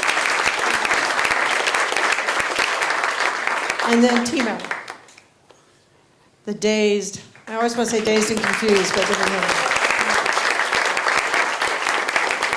Well, thank you for starting off our Celebrating Teaching week and a half with us. We have more events coming up on Wednesday, and then Friday, and then next Tuesday and Wednesday again. So please join us and the speakers up for the expo as well as for lunch, where you can get your hands on, or your eyes on, or your ears on, some of these experiences. And thank you very much for coming. We'll see you up at lunch.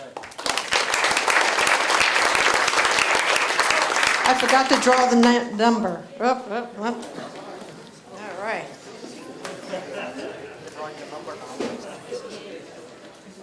Okay, so I don't have my glasses. F60.